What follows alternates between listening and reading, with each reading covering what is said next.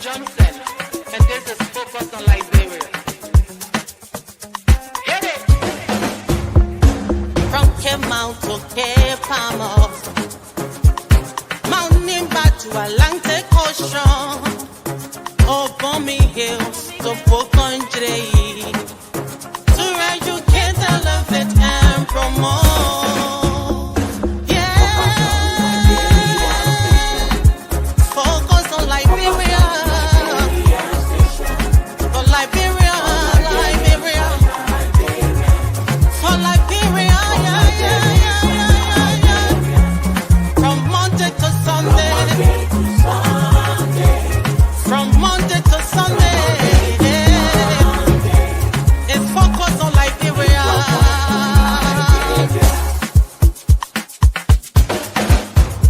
Talk about home affairs, eh, in diaspora, current affairs, reliable information, history, talking about culture, politics, education, entertainment, business, sports, advertisement, articulation. Focus on Liberia. Focus on Liberia. Focus on Liberia. From Monday to Sunday. At Focus on Liberia, we discuss everything Liberia, from education to politics, arts and culture, entertainment, agriculture, history, religion, family, and technology. Focus on Liberia uncovers and showcases the best of Liberia and shows the world the truth about Liberia. We educate, elevate, and promote all things Liberia. We conduct interviews, panel discussions, debates, and more. Tune in to Focus on Liberia on Facebook and YouTube and be a part of the stories that make up the news. This is Focus on Liberia, and I am Dennis Jar. And I am Anthony Seard. A pleasant welcome to Focus on Liberia. Something happened today, and it was political. I mean, Liberia is not short of politics, right? Or political events and happenings.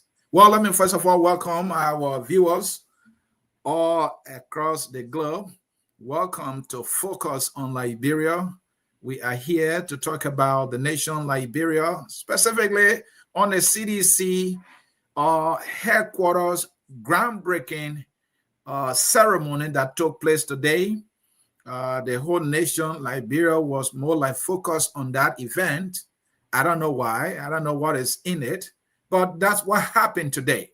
And we are here to do an analysis of that event. Let me welcome Focus on Liberia, new progressive commentator, my good friend that Clarence Pearson. He also is a stalwart, they would say, of the Alternative National Congress. My friend, welcome. How you doing? I'm good, man. Mr. Sear, it's a pleasure being on the show tonight. Thanks for having me. You know, before I just drop this mic on the introduction, I want to say thanks to men who reached out to me, telling us thank you for reaching into the homes with these programs, keeping them in touch with what's going on in Liberia. And I want to say hats off to Focus on Liberia for keeping our Liberian people updated on issues happening in Liberia. You are all welcome out there, and it's a pleasure being on your television, your radio, and your phones. Definitely, you know, we'll continue to do our best to inform our people. And as we always say, you can play your part by hitting the share button and share the broadcast with somebody. Let us have a conversation about our dear country, Liberia, talking about Liberia, one of Liberia's political party, the CDC, which many describe as a grassroots political movement, had a groundbreaking ceremony today in Liberia. Before we go to the topic, let me historicize this a little bit. The CDC entered the Liberian political space somewhere around 2004, 2005, and they will participate in the 2005 general and presidential elections. And President Weah was on the ticket. President Weah being somebody from humble beginnings who came from grass and went to grace and went to stardom and captured the world. After Liberia was engaged in serious civil conflict, and many ordinary Liberians have blamed the educated class and political elite for the crisis we have experienced. They wanted some fresh face, and Weah was that embodiment. But Weah did not succeed in that 2005 general and presidential election. Another election will follow. He will not succeed when he went with Winston Tubman. And then fast forward in 2017, he will net the presidency this time. He has been the one Liberians, ordinary Liberians have been able to relate to for so many reasons. Either from his humble beginning, that he came from nowhere to somewhere and captured the war. So this political party, he has been the face and the leader of it. And so it has been a kind of grassroots movement. And fast forward at some point, they formed a political home in a Congo time era, I believe, where they rented a property and they built some structures there to make it a home. So that place has been the headquarters of the CDC for far too long. But then there have been some battles for ownership, and then it led to the CDC forceful eviction. And to be honest, it was not pretty. Knowing that this party represents a huge population in the country, and the government said that, look, the owner want these people to be removed, and so the government went in and through the Liberian National Police and also the courts, and they were evicted. Their property got damaged. They have carried on some development on the land. I don't care how you look at it, it was not pretty. I feel it could have been handled in a much better way, given the sensitive political nature of it all. And the CDC did not put up any fight, and then the CDC went quietly. And I believe the CDC might have moaned about this. They swallowed the pains and the bitter pill, and so they decided to find a new place that they will call their political home. After long time of searching, they found a place, and today was that groundbreaking ceremony. And you could see that all their supporters were able to gather there today. It was a massive gathering. Many analysts, those who watched it, said that was impressive. And so we are here to talk about that particular groundbreaking ceremony today. We will be doing an analysis from so many perspectives, looking at how everything went. For example, we'll be looking at the symbolism and the timing of it all. What kind of symbolism does it project politically? All right. The timing, was it strategic? Will the time energize them? All that time does not matter at all. Then also we will be looking at the impact it may have on the current government, which is the Unity Party government. Will it have any impact, any bearing on the Unity Party government, politically speaking? Then we'll look at public perception and political mobilization. How will the public see this, or how does the public see this right now, given the way they gather and the groundbreaking was about, well-attended, successful speeches. People from different political parties went there to be in solidarity with them. What is the public perception now of the CDC, even in the current government and the entire event? And we're talking about political mobilization. Will they energize the CDC? Will this make people who felt that the CDC was not the place to be, to come home? Maybe some people that left the CDC for them to come home, or some people who were looking at the CDC to come on board, and so on and so forth. We will be looking at that also. And also the implication it will have. The implications it will have on 2029. We will be looking at that. And last but not the least, we'll analyze what kind of safe space will be created as a result of this. And does it also project us to be mentoring when we look at the nation democratically? The analysts are here. I am only here to ask the question and push them to give me meat and not bones. Well, let me welcome the man, Elvis Morris, who is joining us. I think he is a sympathizer of the CDC. Mr. Elvis Morris joins me from the great state of Minnesota. How you doing? I'm doing good. Thank you again, Mr. C, and sorry for being late. I'm ecstatic about the news about the CDC, groundbreaking. I'm really excited to talk about it. So it's a pleasure to be on with you and Dr. Pearson. All right, thank you. And then let me again officially welcome our strong analyst here. He's from the ANC side. He's always preaching president in waiting. I like that kind of thing. The young man, president in waiting, Mr. Alexander Belande Cummings. That is a narrative he's picking up. I think the ANC will pick it up.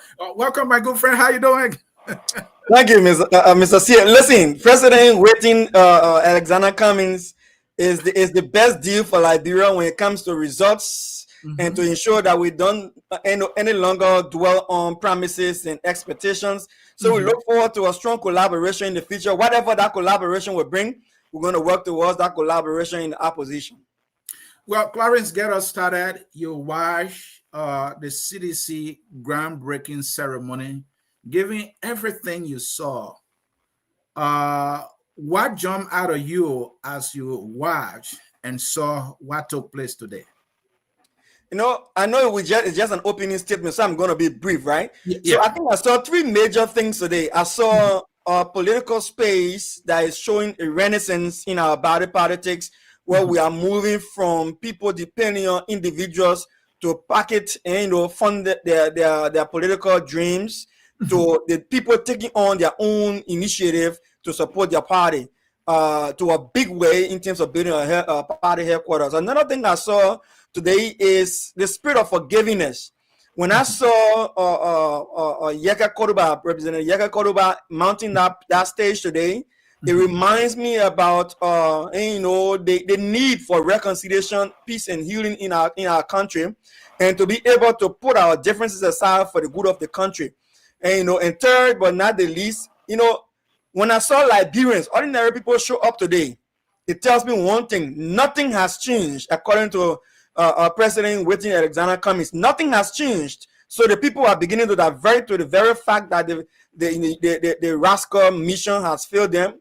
And those charlatans and I'm not going to let me leave that. Let me leave the charlatans and tabula rasas, But it tells you that the people are beginning to see that the rascal mission lied to them and that they want to go back to status quo ante.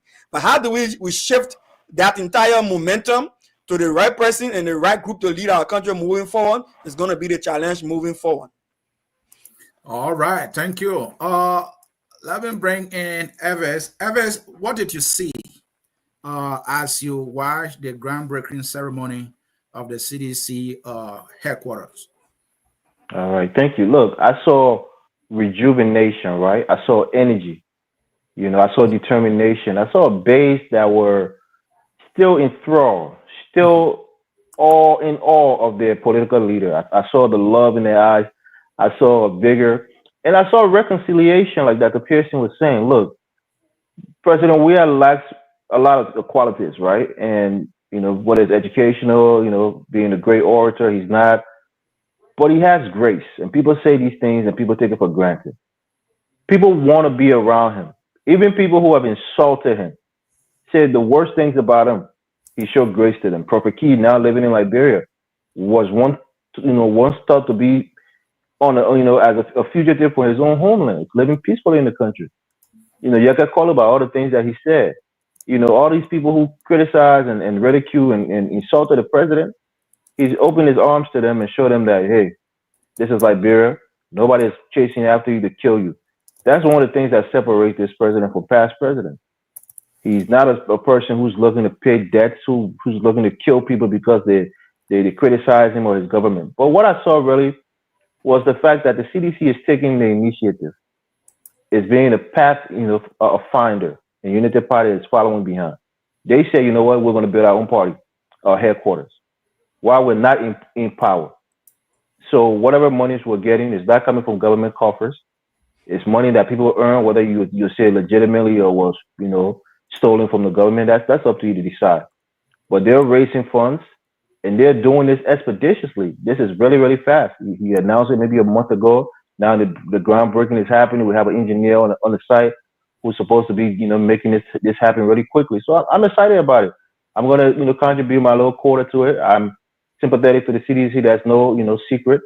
But just overall, the fact that CDC has shown that the spirits can be broken by the rascality of this Unity Party government trying to, bog them down with court procedures and other things. They are resolved, they're resilient, and the president said it today. He's not going to listen to the charlatans and the Moabites, as he called them, people who are trying to, suppress the CDC. He still have the voice of it, of the base and the grassroots.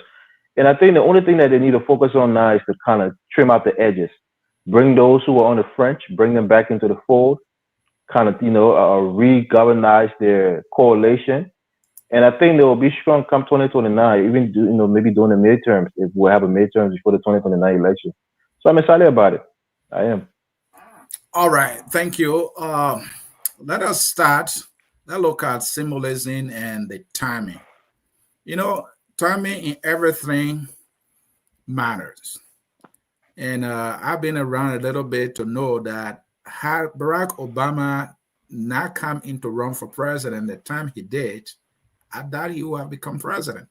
So timing is everything. The time you choose to do certain thing will give you the momentum, will give you the fuel and everything you might need, for you to keep going. So that timing, something happened and then it led to this, and then it became like a setback, but then they kind of like try to turn it into an opportunity in a shortest possible time. At the time, people still have memory of what just happened. So that appears in, let's talk about that, the symbolism and the timing. My first question is, what does the construction of a modern CDC headquarters symbolize in the current political climate that we have today?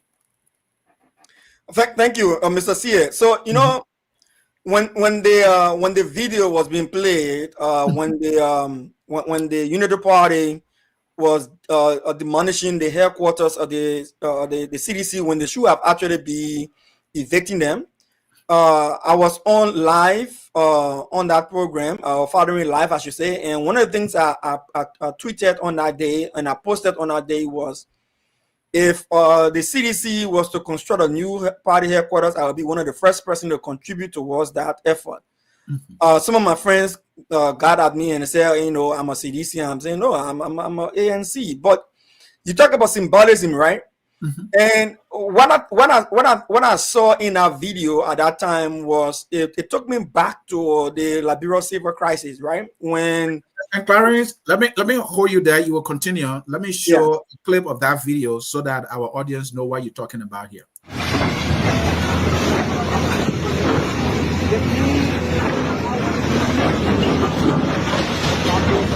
So this is the main building hosting the offices of the political leader, the chairperson of the Congress for Democratic Change. So the excavator now have started breaking down this structure.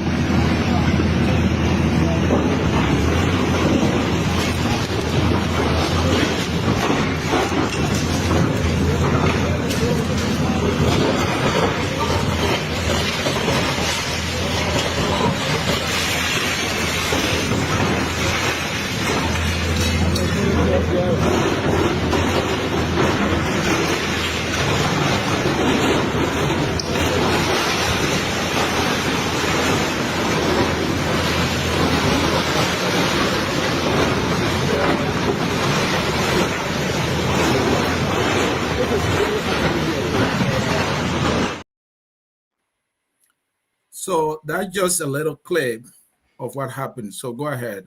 Exactly, and this reminded me of the civil crisis when I woke up that morning, right?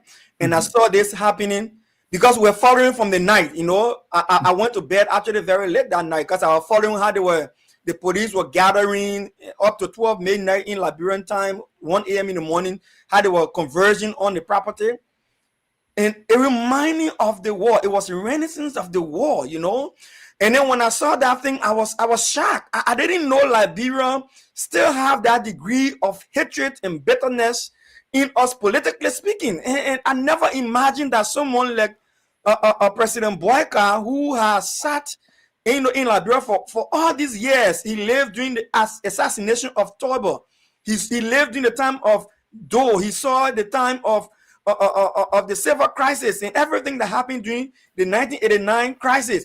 And when you come to think about it, when I saw those things, my heart was broken. And I posted, I said, if the CDC will have a construction, I will be one of the first person to contribute to it. And that way I was when you show this video.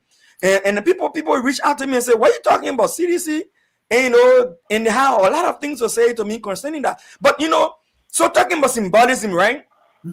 Today when I saw what I saw, the massive turn up of CDCians to go back to recreate, to re-identify with their imaginations and their dreams. It takes me back to the Liberian civil crisis, where in the heat of the war, there will be a pause, and George Mannen Weah, at the time we used to call him George Mannen Weah, will fly into the country and the guns will be laid down, and we'll all go to the SKD Sports Complex, and we'll have a pause in the civil crisis, and our burden will be, lay for a while, and we understand that semblance of peace and calm. That's what I identify with today. That's what I identify. I saw in the midst of chaos the opportunity for hope to be reborn. I saw in the midst of complete degradation and hate and bitterness, I saw reconciliation when Yeka Koruba walked up on that stage. It was renaissance of the hope that we had coming out of war, that Liberia can be reborn into a period of peace again. And this is what Liberia will need to see. And look, take it any day. Call me, wake me up any day. That's what I want to see in Liberia. We can have our political differences. We can have a divergence of views. We can have different sides. We can call each other names. But when we see signs of reconciliation and hope and broken dreams be rebuilt, I think you talk about timing. Look, that could not have been a better time. I said this last night when people were trying to beat on me. I said this, and I said this in another podcast. I said what UP did in that situation was to create an opportunity for CDC to come back, and this is what we're seeing. It is, it's like you give them a platform to be reborn. And today and Yepo saying leadership deficit and all that kind of thing. What better leadership is there compared to somebody who takes a broken dream and give it a new beginning, a new hope, a new dream? This is what Liberia needs. That's what I feel President Alexander Cummings in waiting can provide more than a symbolic representation of a rebirth of Liberia. President Alexander Cummings in waiting can provide more than just a symbolic raising of a building. He can provide leadership, results, outcomes of a nation that is in political and economic degradation, and reborn Liberia from a youth up economic drainage back to what it used to be. Look, I am excited to name Anthony C.A. Former President Weah has waking up something in me, and I think my political leader Alexander Cummings, President waiting, should see this, and I want to even break ground for ANC tomorrow. If you wake me up, I want to break ground for ANC tomorrow morning, sharp and early. I want to start breaking that ground. Thank you. Yeah. Thank you. We just been joined by Focus on Liberia political analyst, my comrade Mohammed Sharif. Comrade, the CDC broke ground today, and we are here as we always do to provide the analysis and make it simple, dissected for our people. But this is where we are coming from before.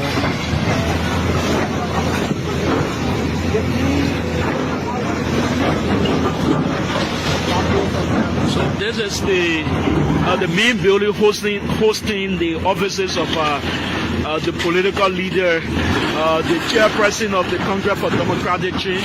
So the excavator now have started. So that's just a clip of the CDC headquarters demolition. It was reported that the CDC lost the case of maintaining renting rights to this property, and that the person who has the property asked that they leave, and they sought the government, order to do so. They said they have received the order, and that the CDC was now willing to leave willingly, and so they move in, and that's what you saw there. And after that, many people felt that, well, maybe the CDC would have resisted or put on any kind of fight, but they did not do so. Instead, today they decided that they will break ground for a new party headquarters. I don't know if you watch. If you watch, what did you see? If not, the timing, how you look at it politically. Yeah, thank you. So, I can't say any better than Comrade Pearson, has said. He's very fiery tonight, and he expressed the the optimism of many in the Congress for Democratic Change, and that optimism is real.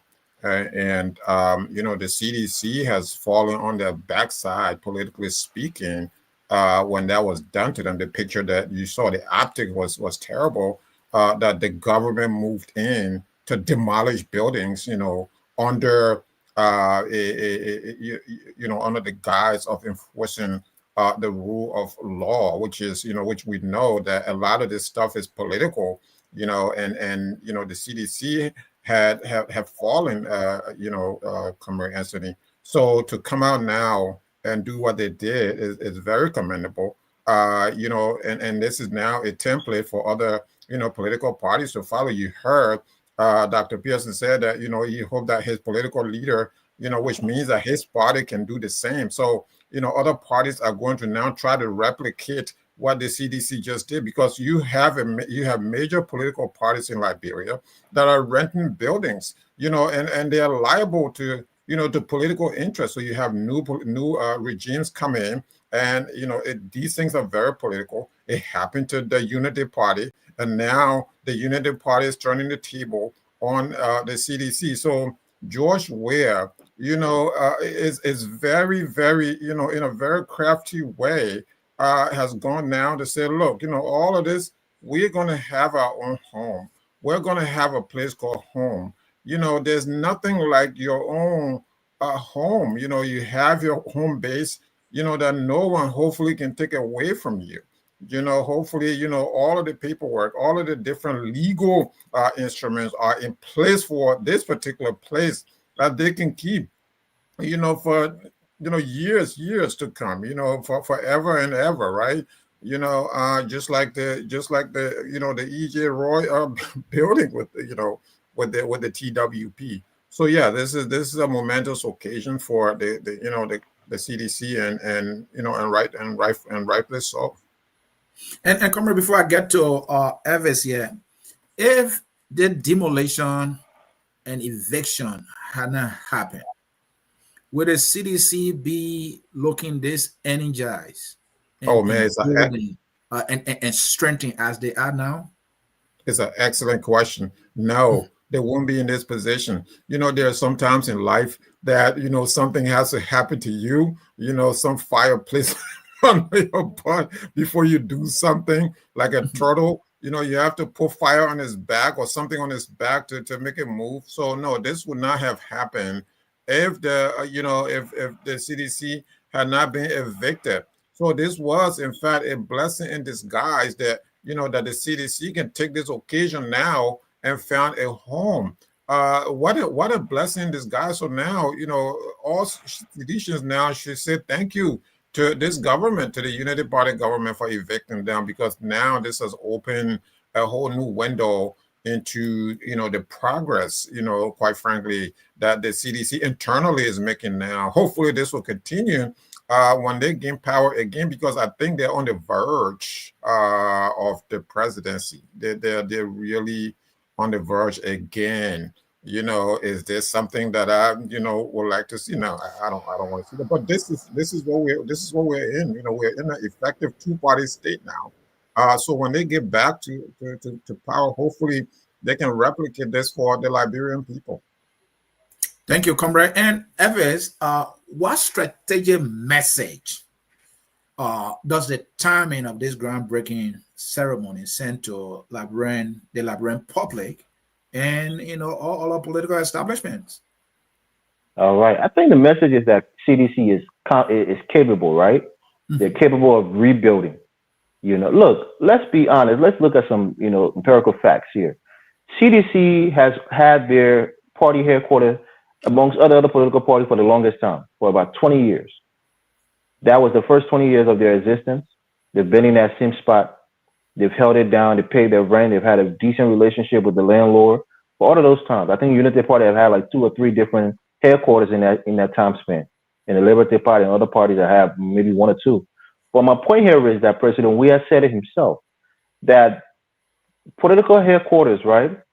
And the idea of political parties are not in buildings. It's not in the 4 walls of a building. It's in the hearts and the minds of the partisans and the ideologues. So what Unity Party was doing there was supposed to be symbolic of the tearing down of the CDC, of the demolition of a political institution. But CDC is telling you that sycamore trees can be rebuilt and regrown. Buildings can be brick and mortars can be rebuilt. But the ideology stays forever in the hearts and the minds of the people, and that's what he said today in his speech. And what this shows you is that the CDC is turning a new leaf, and sometimes change is the best thing to go forward. So I think President Weah and the CDC, what they're doing, is something that in the next 5 years or maybe the next 4 years, it's going to bring more people back to the party. It's going to see people are going to see the vigor, the excitement around the party, and they're going to want to come back into the fold. Those who left, those who are affiliating with other parties, those who are considering mergers, those who want to have the biggest grassroots opposition party in the country, they're going to want to come back to the CDC because they see that the Liberian people are excited again once more about the CDC. Now, the one thing that I think they should do different, again, is on the technical side, bringing more competent people like, I hate to say it, Mr. Alexander Cummings and his acolytes, maybe bringing in and merging it into the party, bringing some substance, more substance, so to speak, into the party, bringing more credibility into the party, and just people who can run the party from a technical standpoint, and give the party more prestige as not only a grassroots party, but a technical party that can do the Liberian people work, if they're given power come 2029. But one of the things that I also see here is that there are little murmurs about, people talking about the land, and there might be some, scuffles about who owns the land and all this little nonsense. We're not paying attention to it. We know that the Unity Party is trying to be clandestine in their ways to try to, discredit the CDC. Any little thing that they're trying to do that's good, they're trying to, pour cold water on it, so to speak. But for me, I'm ecstatic. I really am excited. I think this is a great move, and now the leading party, the ruling party, is following suit. And like President Weah said, when we lead and they follow, so the United Party are following the steps of the CDC, which is funny. Well, one last thing before I pass the mic, President Weah is a man of peace. He echoed that in his remarks today, that he don't want any violence. He don't want anybody getting into any scuffle. He wanted his partisans to go home safely, to make sure that they show that they're peaceful. Breaking down the party headquarters is not going to incite them into violence. Taking away the party headquarters, trying to harass them, is not going to incite them. They're going to, take a couple steps back, gather themselves, compose themselves, and find the best way to move forward. And that's what they're doing. This is a responsible political party. Like them or not, think they did a great job while they were in power or not, the fact is they always kept the peace, and they've been a party that hasn't been a militant. Because people like to say, oh, TDC is militant. They haven't gone to fight anybody. When they're in opposition, their partisans was shot at, killed, and beaten during Ellen time. When they were in power, You know, they didn't even harass the Unity Party. You can say, oh, what happened with Soup? But the Unity Party was not harassed by the CDC. Waka was allowed to move freely throughout the country. All the other political institutions was allowed to operate freely. But now we're seeing with the Unity Party, they've been harassing the CDC, trying to curtail their momentum. But that's not deterring the president, the former president. And I think, you know, I'm here for it, so to speak. I'm excited for it. And quickly, before I get to Pearson, you kind of like lay or held the Unity Party responsible for the eviction and demolition. I mean, is the Unity Party now politically guilty of the CDC eviction and demolition of the headquarters? Can we politically hold the Unity Party accountable? Can the Unity Party defend itself on this thing politically and say, "No, this is not us"? Oh, Mr. C, I mean, you're a smart guy. We're not naive on the platform, right? Who did you see at the demolition of the unit of the CDC headquarters? You saw people, members of the Unity Party government. D. Flo, right? I think he's at ELBC or wherever. He was there saying that this is what they wanted. Jubilating that the CDC is finished. You saw it. We saw it on video that they were there, members of a government who have nothing in your mind or in other people's mind. He was someone said mission accomplished. Did I? Yeah, mission accomplished, right? You saw it, right? So my point here is these are government officials, current government officials who are working in the government, going to a political party headquarters that they have no dealing with. They had no issue with it, but they knew exactly the time it was going to be demolished and knew to be there and videotape it. What do you think? What does that tell you? So let's not play court. We know what's going on. Okay, I think he will go and apologize and retract the statement, but it was already said. That appears saying, this is a question I have for you. You know, many Liberians have for far too long underestimated President Weah. You know, really didn't take him serious in terms of leadership. But since 2004, when this guy was introduced as a political leader of CDC and will run in 2005, to this time, how many years have this been now? He's still been the face and the leader of the party. So my question is, how does this event, you know, reflect George Weah's continued influence and political ambitions post-presidency? You know, that's a good question, Mr. C. You know, it's laughable when I hear people say that the last election results wrote former President Weah off. It's laughable because if you look at the margin that the Unity Party won President Weah with, especially that he had a strong alliance and everything going to the second round, and they won by less than 20,000 votes. That is not a number of winning votes that you use to consider to be astronomical to the point that you become arrogant like the Unity Party has become over the past 18 months, right? So you find Unity Party people. This is the worst period in our political history where I have seen a political party brand other Liberians as unpatriotic, as useless, as haters, and other kind of thing, down to the point that I myself get cursed on a regular basis by a government official who disguises himself as anonymous Facebook, or you know, they don't come with a real name because they started cracking down themselves and other Unity CDC partisans in government, so they come with fake profiles and then they curse you up. But this is what I would say, right? When I recall sometime right after the civil crisis, right beside ELBC, there's a park there that we in Pinzo City had cherished all of our lives as young people, right? Honorable and Ellen Johnson Sirleaf, that park was trying to be confiscated from us as Pinsville people and given to, I think, some business people to go and invest on that park. We demonstrated against that park so that they would not be taken from us. But at the end of the day, if you went there, it's still fenced. The fence is out, right? It's still in contention. But I had never seen in my childhood days where we had a modern park for young people to understand what park is, what real park is. You know, we used to go to see real park, Anthony? No. ACS on the Oro. ACS. To go see why it looks like to see real playground. At ACS, we used to go to Westside, what is school in Hewu, Mission School. American Comparative School, where we used to go, if we see American children or people who got money, children really seeing beautiful thing at Loaded Park. It was under George Manawia that they built a park that our children were able to go to and see life, something semblance to what we see abroad. You know, it was under this guy's leadership. It was under the guy's leadership we got PHP. PHP, where the historicity of PHP was, when we saw PHP, anytime we drove on that beach side, the back road there, to go to the mansion, the only would talk about 13 posts. That only thing that came to our mind. The young men transformed that image in our mind to a modern park. Today, you go there, Anthony here, you got to pay to enter PHP Park.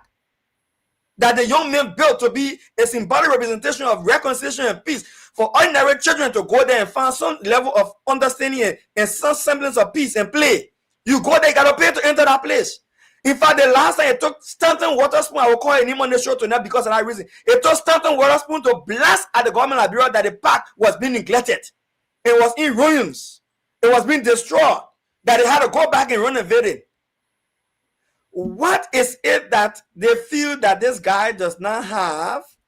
So much so that the propaganda machine of the likes of Eugene Fagon, the likes of the Fadigas brother, the likes of Pia, the likes of Mo Ali, denigrated George Manawia, that he's not fit to lead. But this is a man who is leading the opposition that they cannot break. Even after all the propaganda they have used against him, they cannot justify or verify the excesses of his government when they criticize it. Now, let me say this. I will say this for my political leader, President Alexander Cummings in waiting. You know, my man, I think Focus on Liberia going to send a bill to AMC. Yeah, they'll send a bill. Send a bill. Send a bill. No, send a bill. President Alexander Cummings in waiting will pay that bill. Let me say this to you, right? Yeah. You know, when I hear people say, "Oh, we don't have inclusive government. We don't have all Liberians should come together. Let us build Liberia."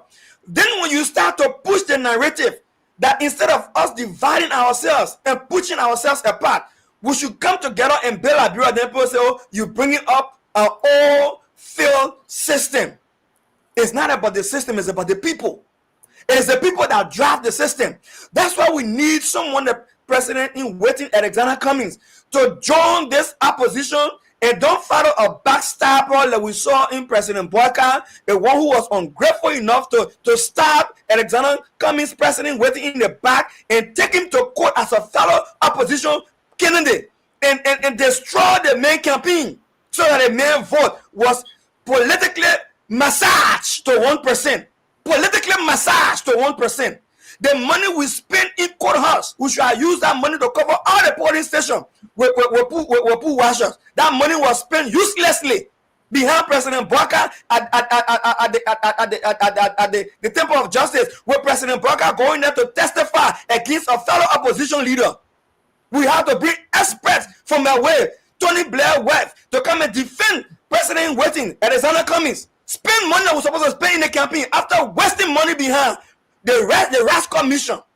That is not going to happen. We are going to organize ourselves. Which one is political massage? You said your numbers were politically massaged. It was politically massaged. Let me tell you, look. When President Boyka stabbed President Alexander Cummings waiting in the back, the monies that were using on him to make him popular in the contest when President Cummings were moving around, that money should have gone to put washers across the country. The money we spent to bring Tony Blair wife to come and organize a report, a professional report to tear apart the charlatans, how you call them, charlatans and multi-banks and tabula rasas, because arguments against Alexander Cummings, right? Those political tabula rasas, bookers, fingering documents. That money should have been used to cover all the polling stations. Today, President Boyka would not have been president. Today, President Boyka would not have been president. Okay? So we're not going to look. I will say this, man, Anthony.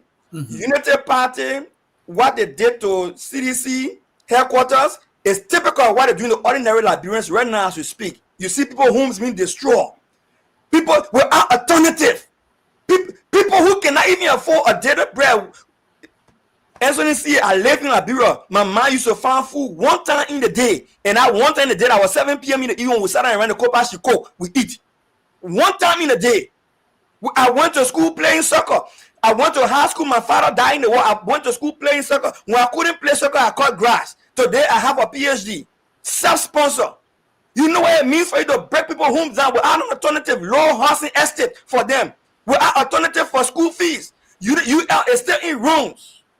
Schools in Bokonjire, down in Sastan, in Sando, in Grand Jire. Still, people children still living in Taporin, in touch. This government has changed nothing, and we will reinvigorate and re-solidify the opposition. And I think President Boyka is up for a big challenge. Thank God Gregory Como coming to his senses. We never saw him in the street today because he couldn't continue the crowd. Right? We'll see what's going on forward. Thank you. Comrade Sherry, let me come to you. Give me your best shot here. Put on your perfect political analyst hat here. So let's look at the impact of this, if any, now of this groundbreaking ceremony. And then someone telling me said they must send a chill spine, chill in the spine of the Unity Party. I'm not sure of that. You the analyst. My question is, how might the Unity Party interpret this move by the CDC? I mean, political provocation, or is a democratic expression of their political rights, or strategic posturing? How you think the Unity Party will interpret it, and what are they going to do about it, or can they do about it politically? Yeah, so I mean, ardent diehards in the Unity Party who are very unreasonable. Some of the unreasonable ones, like the Fagons and others, who are working for the Unity Party government, even if they may not be a member of the Unity Party, they're not going to be happy.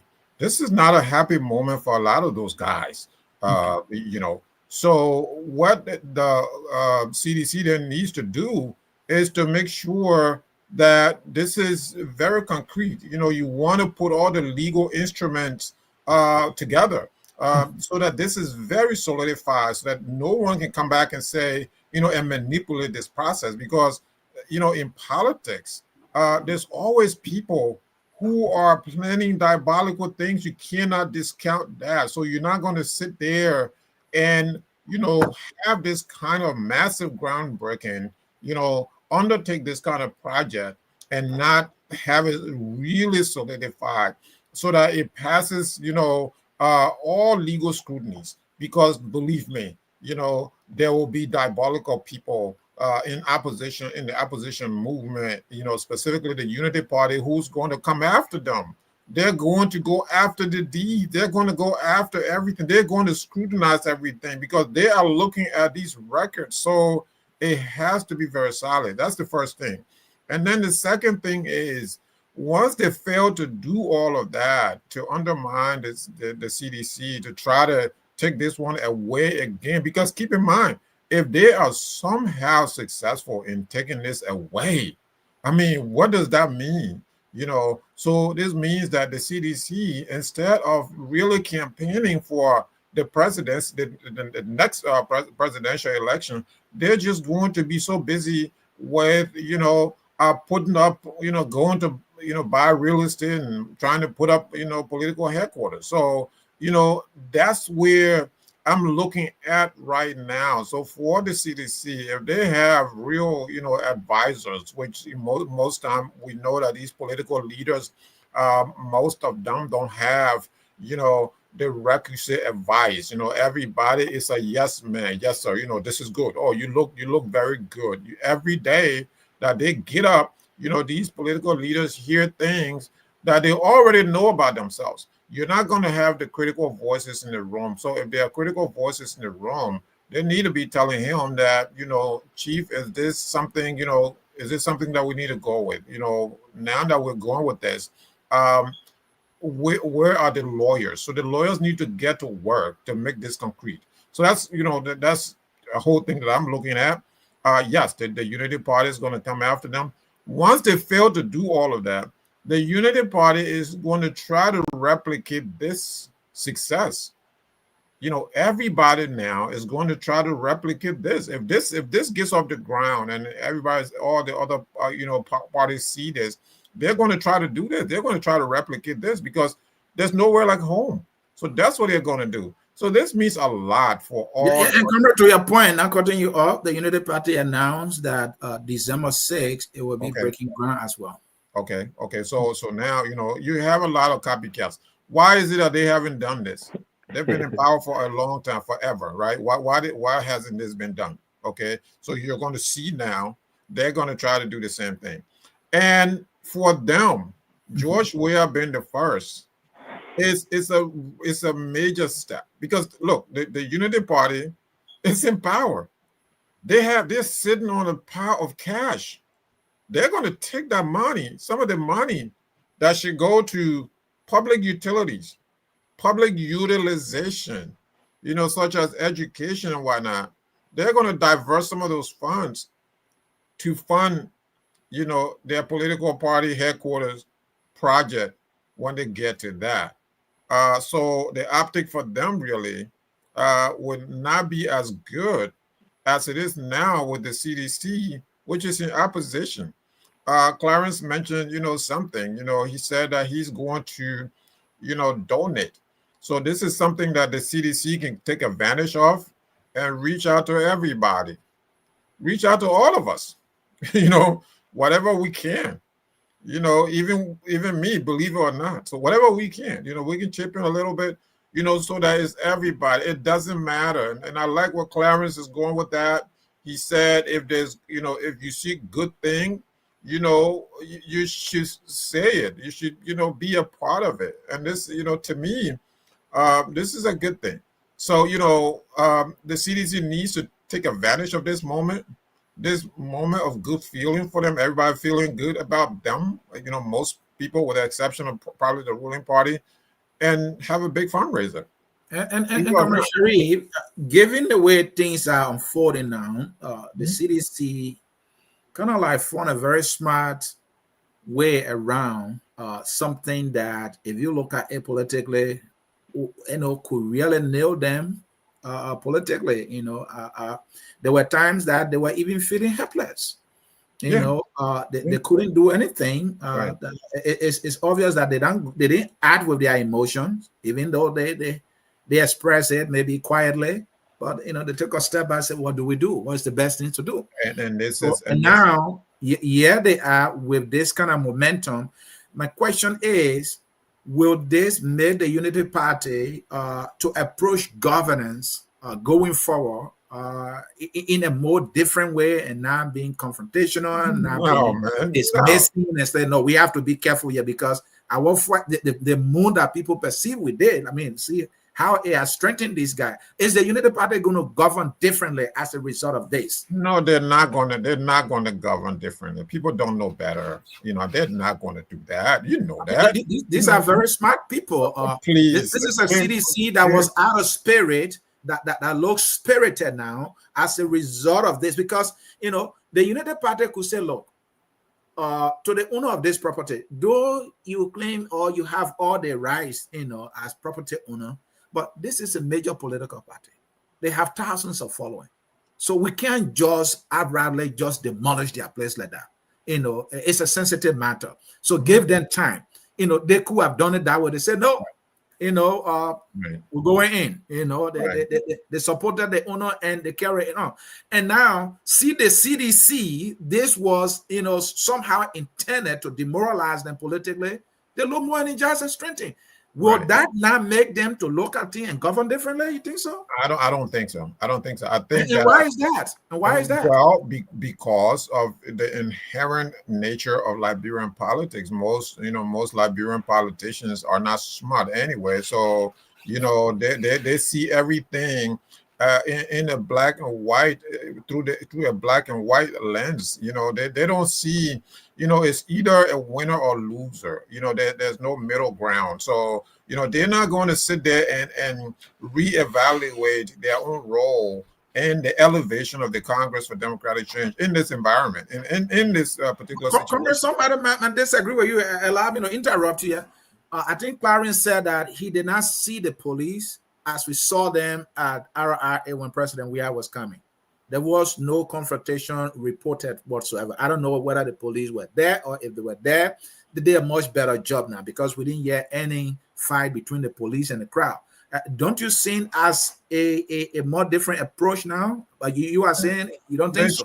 They shouldn't have been there anyway. I mean, what's your role to go there and while people are celebrating? What are you going to do there? What is your role?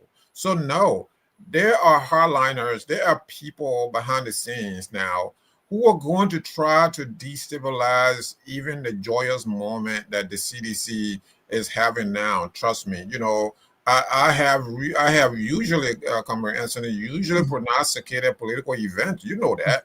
And so I'm here to tell you that the fight is not over. These guys will be planning something else. So the CDC now needs to make sure that the legal instruments are in place, that everything is in place for this new headquarters to be theirs forever and ever, because these guys, the fight is not over. So the fact that this elevates the CDC, the fact that, there were thousands and thousands of people were in the thousands, right? Or perhaps, tens of thousands of people. I don't know how many, but there were so many people that, that the Unity Party, this has to be very concerning for the Unity Party, for the next candidate. I don't know who that is, for the Unity Party to now look at this and say, we need a new strategy. But look, people don't know better. They don't know better. They're going to see this in a very antagonistic way. You're talking about people who are thinking right, people who are going to say, look, the fact that we're the reason why this happened, so we have to do things differently. No, they're not going to. They're not going to. It's going to take a while for them to realize. The one thing, though, I will have to say now, you just said that they put out a press release saying that they're going to break ground for their new headquarters too. So that is a good thing. My thing is, why did that take you so long? Why did it take you so long to do that? So in other words, the CDC can then say now, look, it's because of us that these guys, we've shown them the lead. We've been the leaders on this issue. We've shown them the lead. Now they want to also join us. Welcome on board. Because look, if the CDC gets in there and these guys are still renting, don't you think that Tor and others are not going to go back to where to say to create something to evict the Unity Party? I mean, it's going to happen. So the Unity Party will be best served now to find their own headquarters right now before 2029 gets here. Trust me. Thank you. And folks, if you are just joining us, this is Focus on Liberia. We are doing an analysis of the CDC headquarters groundbreaking ceremony that took place today, that was attended by a huge audience, mostly supporters of the CDC members. And also we saw a lot of opposition leaders who went there to be part of the program, standing in solidarity with the CDC. It was a kind of political gathering to see, and we are doing an analysis of that. Evers, let's look at the public perception. In Liberia, I'm always there. The economy is challenged. Some would say the economy is stupid. To find a job in Liberia is like going to Bokonjide to find a grain of gold. That's how tough it is in our country. And people are struggling. Clarence was talking about the event that happened at Hotel Africa that saw a woman who prostrated on the ground and crying. Where do we go? We don't have anything. And, so times are really rough. Really rough. And now CDC that helped out before is constructing a huge, or intend to construct a huge headquarters. Somebody in Negro Town, in Douala, in West Point, what do they benefit from that? So tell me, how do you think those people will see it? They want food to eat. The young people want job. They're not getting job. If CDC is their hope, CDC is not creating job opportunity. CDC is building political headquarters. How do you think they will see it? All right. Well, I think your question respectfully is misplaced. Okay. because the people made a decision based on what CDC did in the last 6 years, Mhm. and they felt it was insufficient, and they voted them out by a margin of about 20,000 votes. Okay. The honest now is on the Unity Party government, who have a fiduciary responsibility to the people of Liberia to provide for them, to protect them.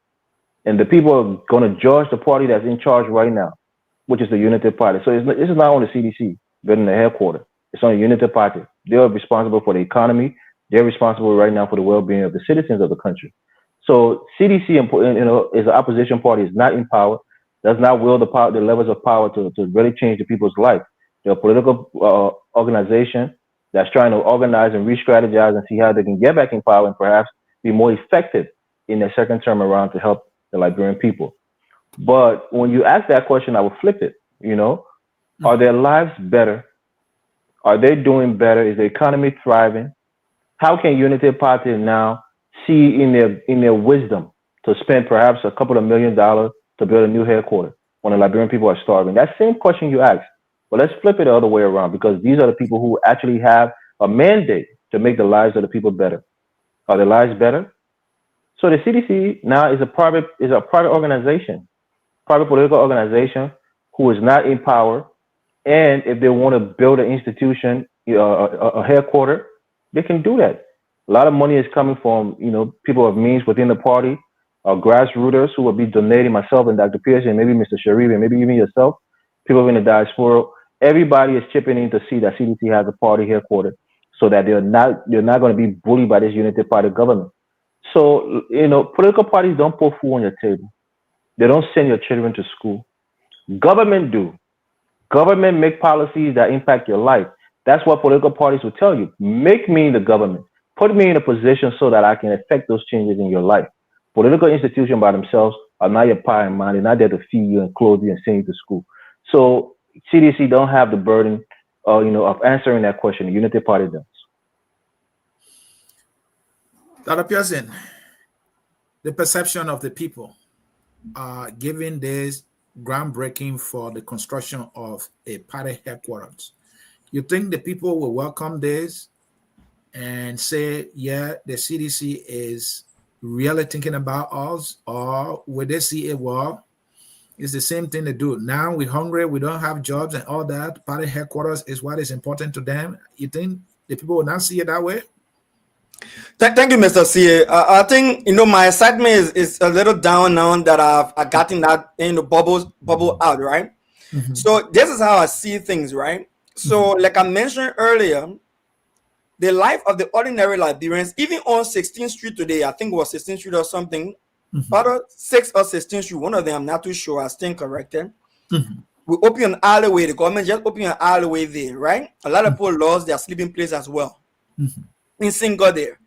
Now, my argument has been with this government and even early government at the time was that if you want to displace a population, you have to provide an alternative. And then the argument I get back is that development comes with pain, right? Oh, development comes with pain. Now, meanwhile, those who say the development comes with pain, these are people who are living in alleyway too. But then when they enter in government now, their lifestyle change. They will pay house for themselves now. They became over net millionaire then now. Their family member then life has changed, right? They were displaced too before they got the money now in government, so their life has changed. So ordinary people now, they can identify them as being people who was affected by internal displacement. So development now must come with pain. So I would say this: we have seen how people's lives are being destroyed, and you're right. What is happening, what Unity Party is inflicting on the ordinary Liberians is synonymous to what they inflicted on the CDC, who enjoyed power for 6 years and did not find it fit to remove themselves from the internal displaced situation and go to their own place. Now that they've gone to their own place, I believe they must have learned from that experience. That's what I believe. If they have not learned from that experience, I think that's where President Alexander Cummings in waiting comes in. With his expertise, his corporate experience and planning mechanism and mindset, to sit down with President Boyka, with former President Alexander Cummings, not former Alexander Cummings, but former President sit down with former President Ellen Johnson Sirleaf, and say, how do we make our people's life different? You remember, I'm calling all the former president. I'm not only being selfish here. Even President Barker needs to be getting some level of understanding that the people are suffering. But again, Comrade Sally put it right. I don't think United Party will listen. Even a president comes in waiting, take out the phone and say, President Barker, let us sit down and see how we can plan in a social developmental mindset. Relocation for our people who are internally displaced, like getting low-cost housing planning projects so that when we move them from places where they're not supposed to be, we can move them into places where they will be more dignified, feel more comfortable, give them their humanity back to them. They will not listen. And I know why they will not listen. They feel they are in power now, they are drunk. Power is like a crew kingdom. Right now they are in it, they feel secure, but you go to capture. I know they will capture. So while they are going to capture, I will say to former President Weah, collaborate with President Alexander Cummings waiting. You guys sit down now and have a consolidated plan and strategy in a sustainable manner to have our people who are being displaced from the current internal displacement and further displaced. Let us find a way to host them in low-cost housing projects. And I will say to my political leader, President Alexander Cummings waiting, listen to me and hear me well. You don't have to give people charity money from your pocket. President Cummings waiting, this is what I'm telling you in public, because so now advice in private, doesn't have weight until it's said in public. I will say in public so that when people play the cassette tomorrow, they will say the man said it. President Cummings waiting, you have a foundation. You have the heart of the Liberian people. One of the accusations against you is that you are not identifying with them. I want to say this to you. Go in Mount Barclay. Go on Carisbrand Highway. Buy a land. Build low-cost housing estates. Take the Liberian people from the wherever they are, Hotel Africa that they're displacing. Take them from wherever they have been removed from in other ways. Carry them, give them keys to the low-cost houses, and tell them, say, be here, pay my money back small. The money you pay me back will go back to invest in other Liberians that are destitute. That's what Liberian people wants to see. No more promises. We want to see results. We want to see action, tangible actions. And I believe President Alexander Cummings waiting will hear me. I believe former President Weah will hear me. The way we're breaking grounds for that CDC headquarters, I'm going to pay my money to them. I want to see them also buy land tomorrow and say we are turning over 75 keys to 200 keys to people who they took from Hotel Africa, from people who they displaced from Cinco. I want to see them telling us, oh, we just bought a new building for all the World Trade Center guys, that the young people that President Barker said were giving 10,000 men technological skill. They ain't turn and close the business area down. We're giving them a building they can go there and rent from us and pay us back, and the money will go back to improve their lives. I want to see that. And Mr. Cummings, President Cummings waiting, I want to see you stand up, and I want to see you do sustainable investment where your money will not just be spent on a wholesale, but when you invest it, let it come back to you in return. Sustainable manner. Thank you, Mr. C. I think that will work for our people. Thank you, gentlemen. The next question is simple. We all saw how the groundbreaking ceremony was an impressive political event. You have opposition political leaders that went there to stand in solidarity with the CDC, and you saw the masses there. They paid their own way. Some of them were buying color, they were eating, they were there, they were dancing, they were singing, and they just wanted to be there to identify with the CDC. Now, and the Unity Party saw it. They said, wow, we thought the CDC was dying, but this groundbreaking ceremony has awakened them. So these are two political heavyweights in our country. They all observe what happened today. You saw a very happy CDC, and you saw a very cautious Unity Party watching. Now, going forward to 2025, the political way, the strategies now start. What can Unity Party do now to undo this opportunity that CDC can capitalize on to go into the election with a tsunami momentum? What can Unity Party do to stop it?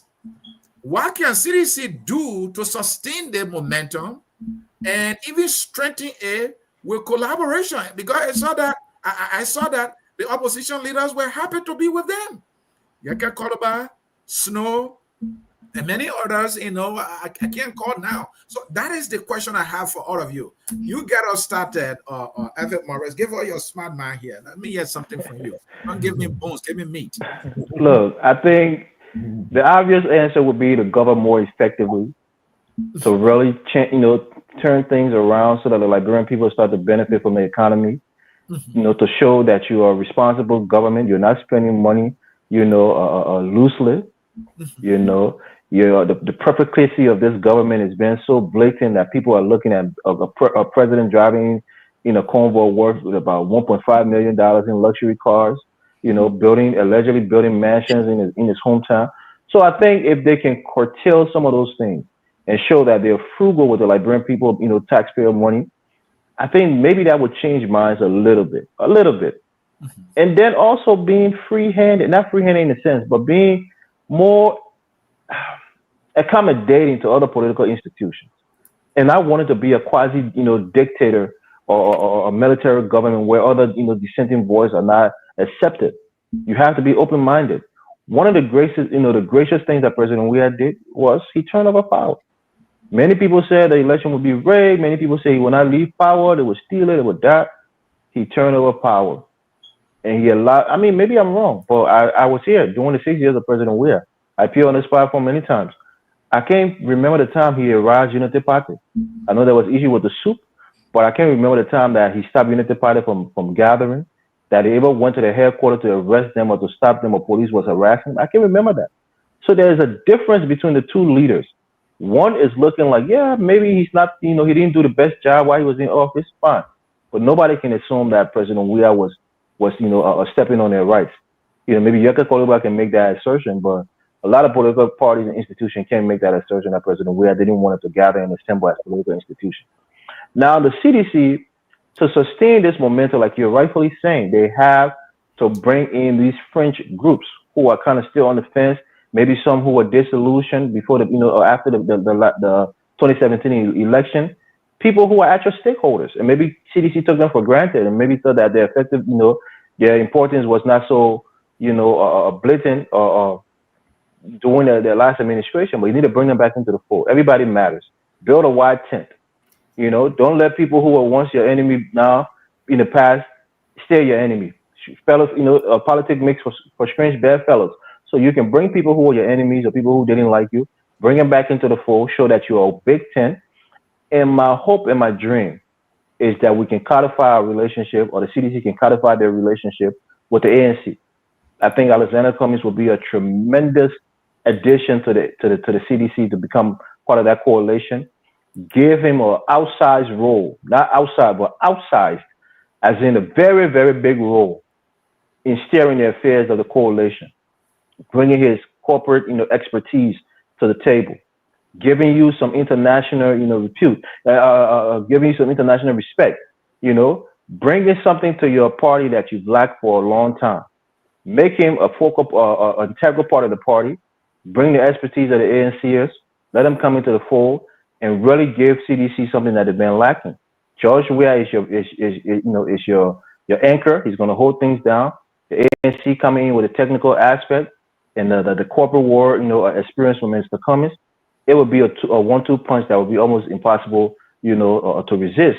And then another thing that we need to do, I keep saying we, though I'm not officially a part of them, but they need to build a strong legal team. Apart from doing this, they need to have a strong legal team that is active, that is, taking the initiative to make sure that everything is dotted, like Mr. Sharif was saying, everything is on the up and up. Nobody is going to, last minute to send into court for some kind of, bogus charge that they have to face and bog down and get bogged down for legal reasons. So get a strong legal team, bring more competent people into the party, bring a mayor like Alexander Cummings, maybe bring a Yeka Koluba, bring other people who are once against you, rejuvenize your old alliances, and hopefully come 2029, CDC will be in a better position. And I think if Mr. Cummings is on that ticket with President Weah, I think he will make him a better leader. In sports, Mr. C, I know you're a football fan. There are certain players who elevate the levels of other players just by being on the field, just by their presence, and make people to play harder, make people to to play smarter. So I think Mr. Cummings being next to Mr. Weah, I think it would make him a better leader. He would teach him a lot of things that perhaps he lacked as a leader, and also it would set up Mr. Cummings to maybe inherit or to take over after President Weah is gone. So I'm really excited. The possibility seems to be enormous, but hopefully the CDC doesn't mess this up and they continue the momentum. Comrade Sharif, Yes. how does the CDC sustain this momentum all the way to 2029? How can the United Party come up with ways to diffuse this momentum and have a chance, in 2029? The CDC in the shortest possible time. I mentioned, major fundraiser. They can do a major fundraiser to in the shortest possible time get the headquarters up. I mean, once they do that, they have a place called home. All of these instruments that I talked about earlier, Anthony, are very important. You want to put a solid legal instrument together, and bring all of these. Previous speakers have mentioned this. You bring all of these opposition voices to the fore. People. There are a lot of smaller parties out here. They don't really thinking about winning. Some of the smaller parties, very small parties, are not thinking about winning. They just start thinking about hitching their wagons on these big parties, major parties, so that when these major parties win, there you go. They can get a job or two for their membership. I mean, you see the foreign minister. I mean, she's I don't think that she was in the game to win it. But this is how you get. Sometimes you get a job in Liberia by just being part of a major political party during an election. So the CDC needs to listen to those voices, opposition voices, bring all the opposition together. If they can serve as the leader of the opposition movement in Liberia, I think that that's a way to sustain the momentum. And George Weah should be seen as the leader of the collective opposition, right? And so that's a way you sustain your momentum and continue to do these things that they're doing now. Visit the counties, continue, tour the counties. Once in a while you go to the southeast, you go to places. I don't know when was the last time he been home. He needs to go to Grand Coup for sure. He needs to go to Sino. He needs to go to Harper. He needs to go to places like that. Visit those places. That's his major base. That has been solid for him throughout. So he needs to go back there, thank these people for their support, ask them for their support at all times. It's not during election that now you're going to call on your people. Your people are always going to be there, but they need to see you as well. That's a way that you sustain that momentum. Once you have that block, then block by block, county by county, other counties, different counties have different needs. So you have, leadership in these counties for a reason. Hopefully they're advising you what do the people of Nema County want from you?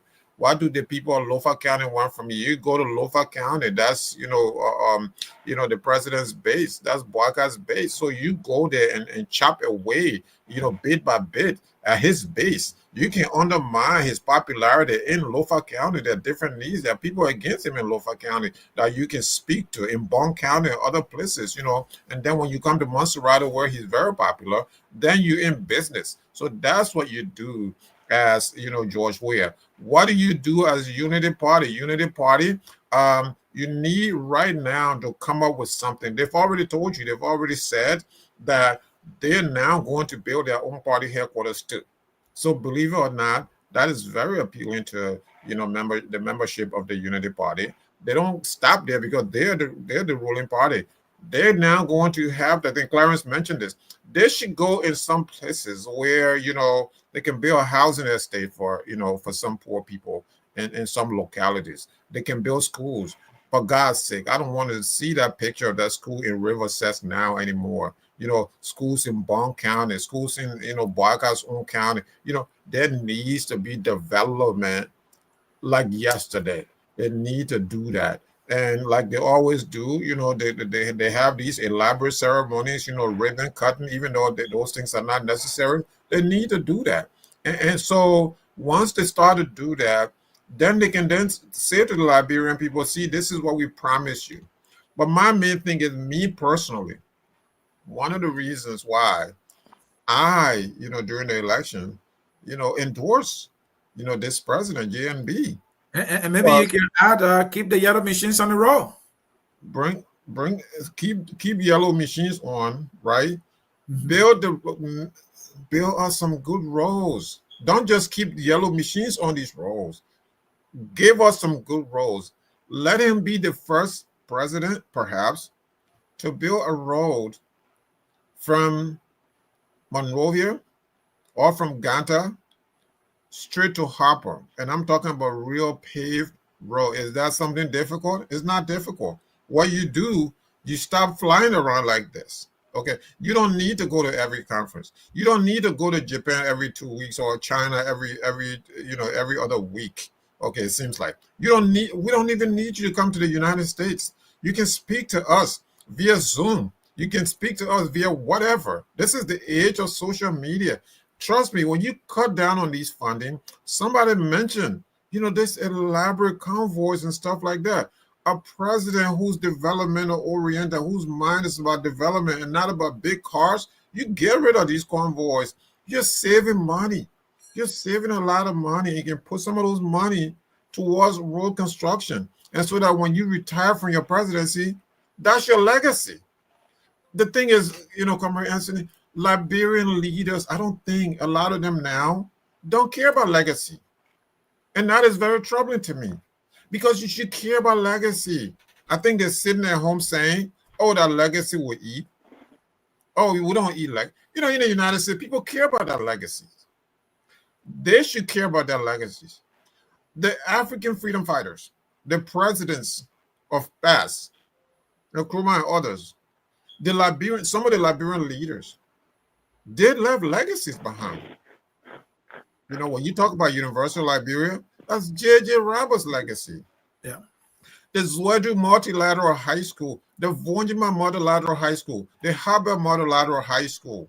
That's Torbo's legacy. I don't care. You're not going to take that away from him. The housing estates now, where, all the rich people are settling in. Matadi Estate, Stephen Torbo Estate, all the Cabral Estate. That's Torbo's legacy. What is Barker's legacy? So his political advisors need to talk to him about this, Mr. President. And don't forget Orman Todman, the executive mansion, the executive mansion. Of course, the Israelis built the executive mansion, but Todman has a lot of legacy. You're right. The road from Monrovia. There were no roads. People used to take their leader, the superintendents, and even the president in hammock, and they used to transport them in hammock, right? So in '64, the road reached the Grand Jita. He built these roads. That's his legacy. Creating these counties, creating, Nima County and Bulk County and Grand Jita and all these other places, so that local administration is effective in these areas. That's his legacy, Mr. Boaga. So if I'm a political advisor, I'm going to ask Mr. President, I'm going to be flat out honest with you. You need to leave a legacy behind. What is your legacy? If he can answer that question, then he will be a great leader. If he cannot answer that question, then I don't know. He's just going to be like everyone else. Thank you. Folks, if you want to participate, the phone line is open. The number is on the screen right there. It has been posted also in both Facebook and YouTube live feed. 605-313-6004. Enter the code 791-403. Again, 791-403. And that number can also be seen right below my name here. You will see it, and you can make a call. The very important question for the analysis now, that appears in is, what can a unity party do to diffuse this momentum as we see it of the CDC? And what can the CDC do to maintain this momentum make it even bigger, solidify it, broaden the tent, as your man Cummings would say, make the boat big so everybody can eat. And how can they do that up to 2029? Thank you.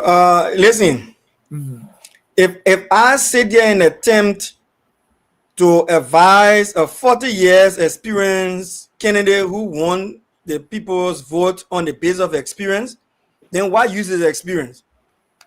Help me out here. Why use is an experience of somebody who have 40 years experience, who are living during turbo time, living during dual time, living early time, living Georgia time, then living in your own time, and he been government all those years. Why advice do I have to get that kind of person? That's why President Alexander Cummings in waiting. It's not an individual that will be talking about here to say we're looking for a 40-year experience man who is in his 80s and who idea understanding of the dynamics of our time. Hold on, Dr. Pearson. Dennis, if you're listening, please write a bill for this man. We are now say, yeah, he's still pivoting to a man coming. He promote. Please write a bill. Go ahead. They man campaign more. They man campaign more. We got to bill him some money. He got money. Look, it's not campaign. I wish somebody has said this many times over.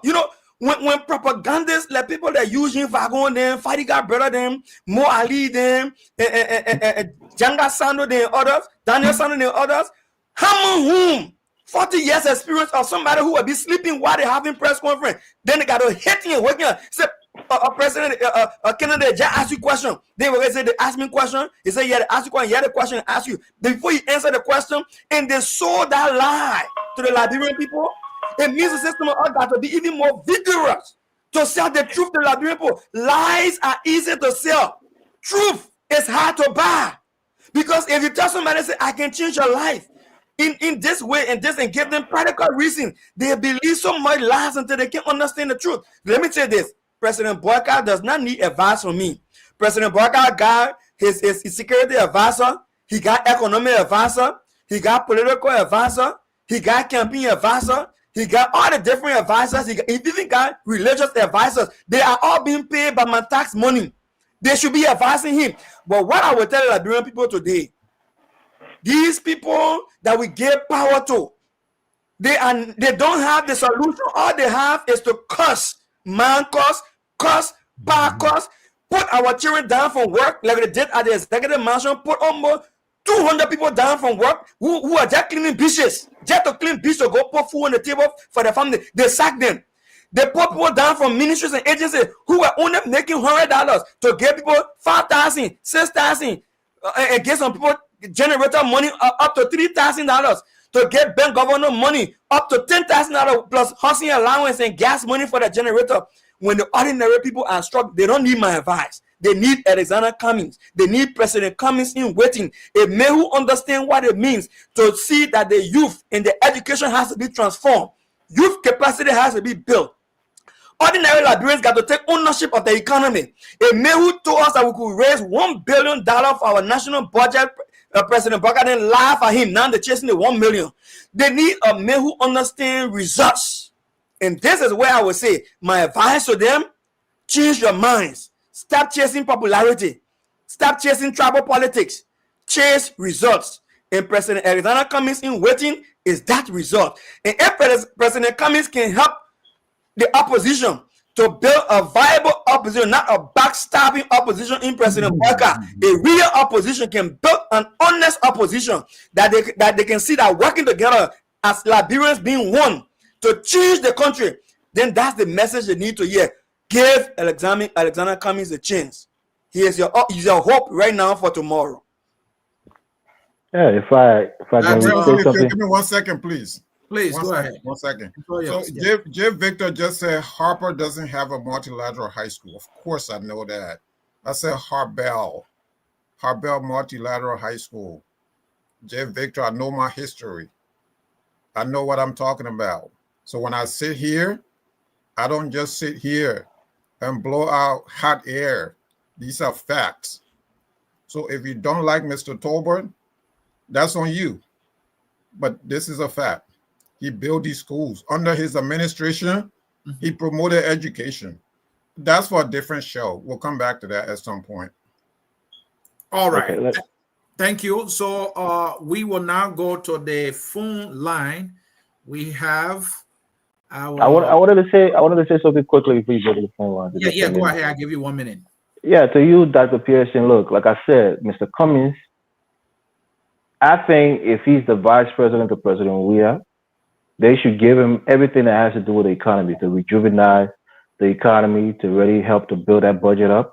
He has certain skills that the president, the former president Weah just lacked, Yeah, right? Everest, to rejuvenate or rejuvenate. Uh, to rejuvenate, Yeah. the economy, right?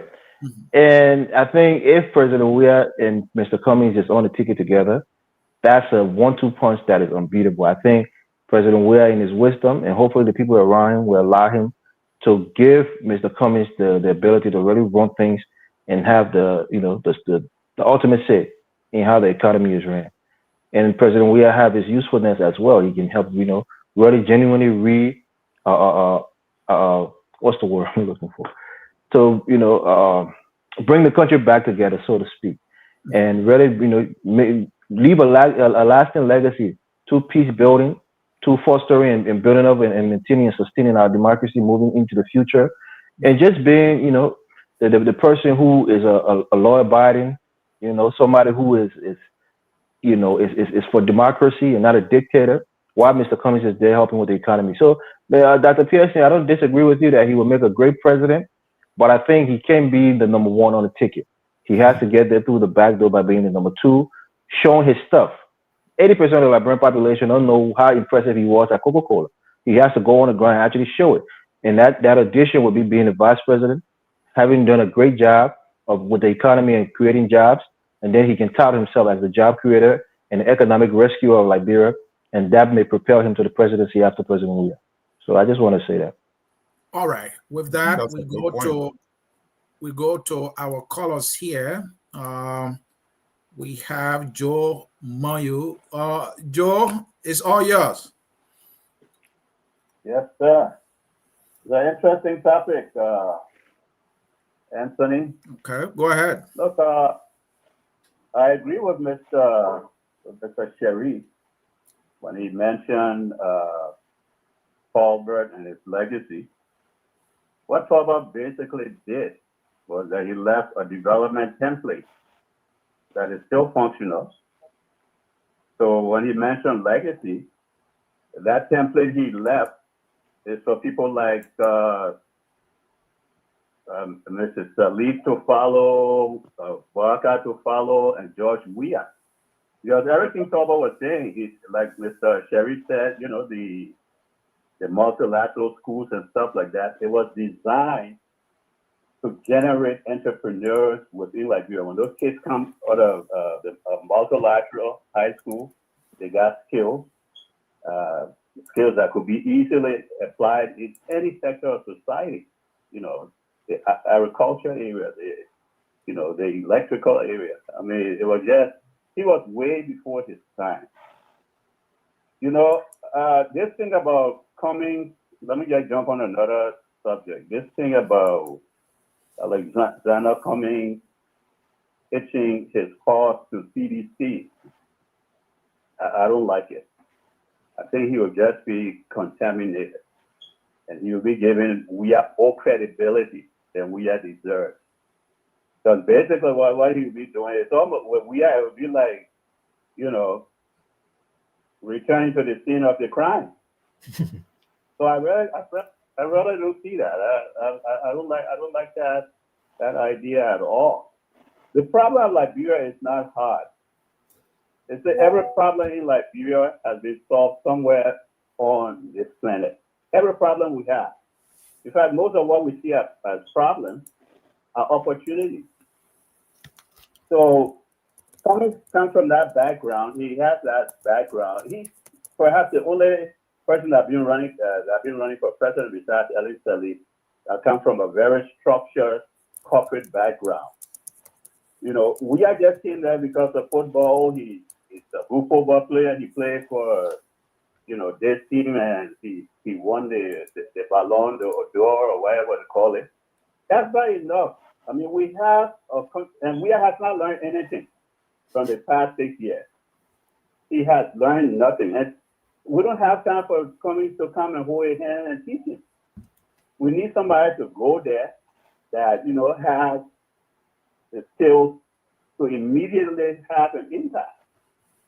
And that's something that Cummings, brings to the table. Joe, Over the past, Joe, let me hold you there and let me follow up, my friend. So there is what you know or believe to be the best, and then there is reality, and then there is practicality.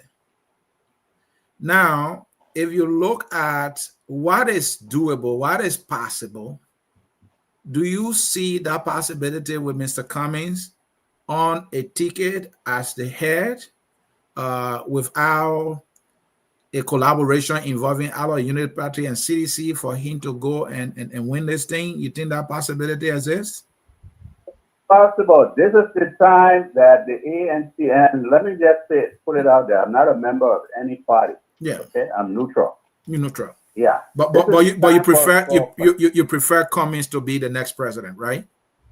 I prefer Cummings because so give us that prescription. Give us that prescription that can land him at the executive mansion.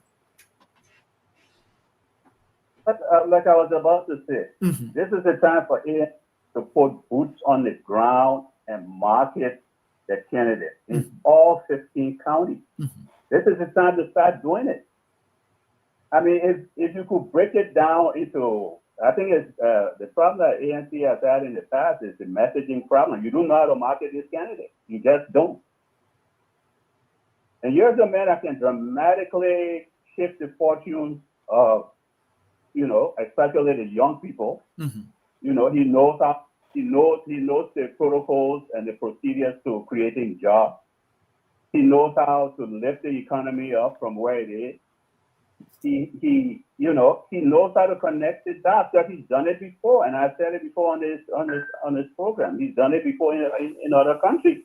He helped other countries economy, like what he did in Angola. And Joe, the thing is, hold on, Joe. No one doubt that, right? The thing is, if you are a CEO, any new product you develop, your first responsibility is for people to get to know what it is and how will it be of any use to them.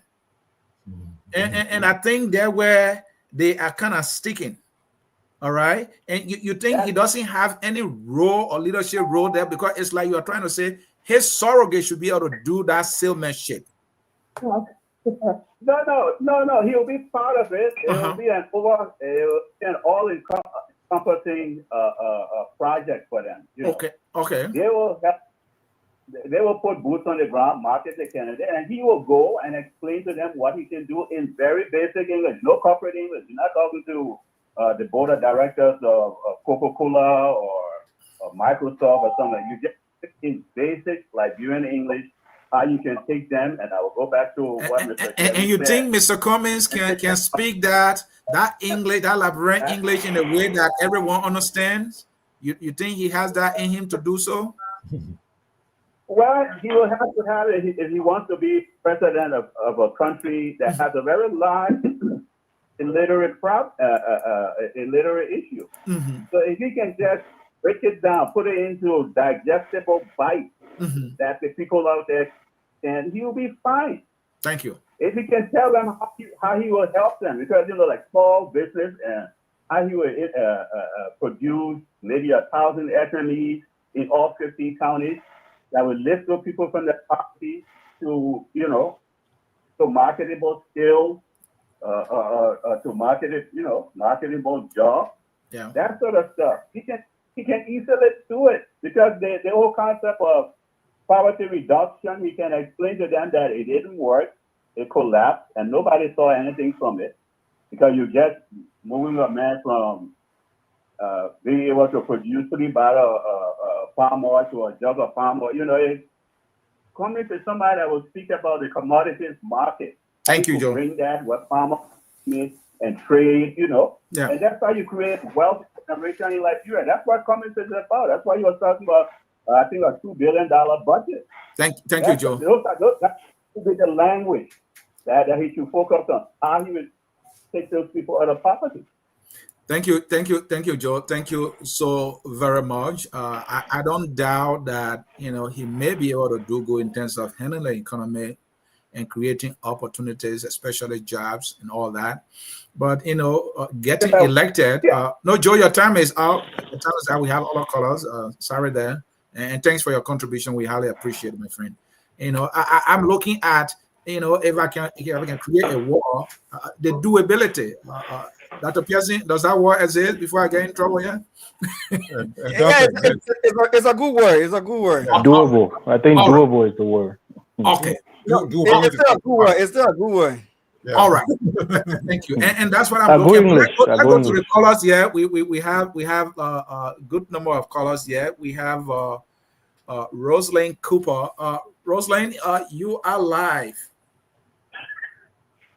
Thank you for having me. Mm-hmm. So, great topic, great discussion. Mm-hmm. And what I want to add to your discussion here onto is we should be focusing on out of the leaders, out of all these politicians that want to be president come 2029, mm-hmm. what is the need of the country right now? What we really need right now is a leader who has a solid grip of the economic issue, of economic issues, right? And so who has the ability to draw indirect, direct investor into the country to create employment opportunity for the people. Okay, we need a leader who will be able to cut down waste in government and look at applying the resources to increasing civil servant salaries, like Mr. Cummings says. Well, if you make $150, your salary should increase to at least around $300. If you make $200 a month, we should look at increasing your salary to around $400 a month. If we can find the money to pay government officials, senators, representatives, 10, 15, 20,000 or whatever a month, we should be able to at least give these people a little bit of room.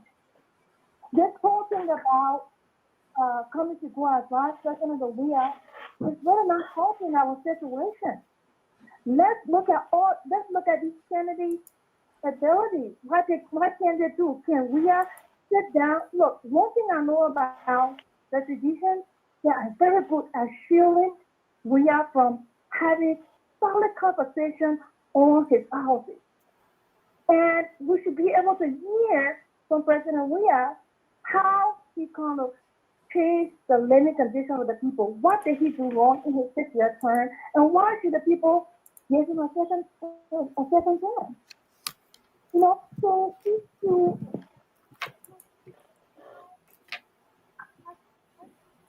Your voice is gone, Rosalind. Can you make adjustment there? I'm sorry, can you hear me better? Yeah, you are back now. Go ahead, conclude, please. Yeah.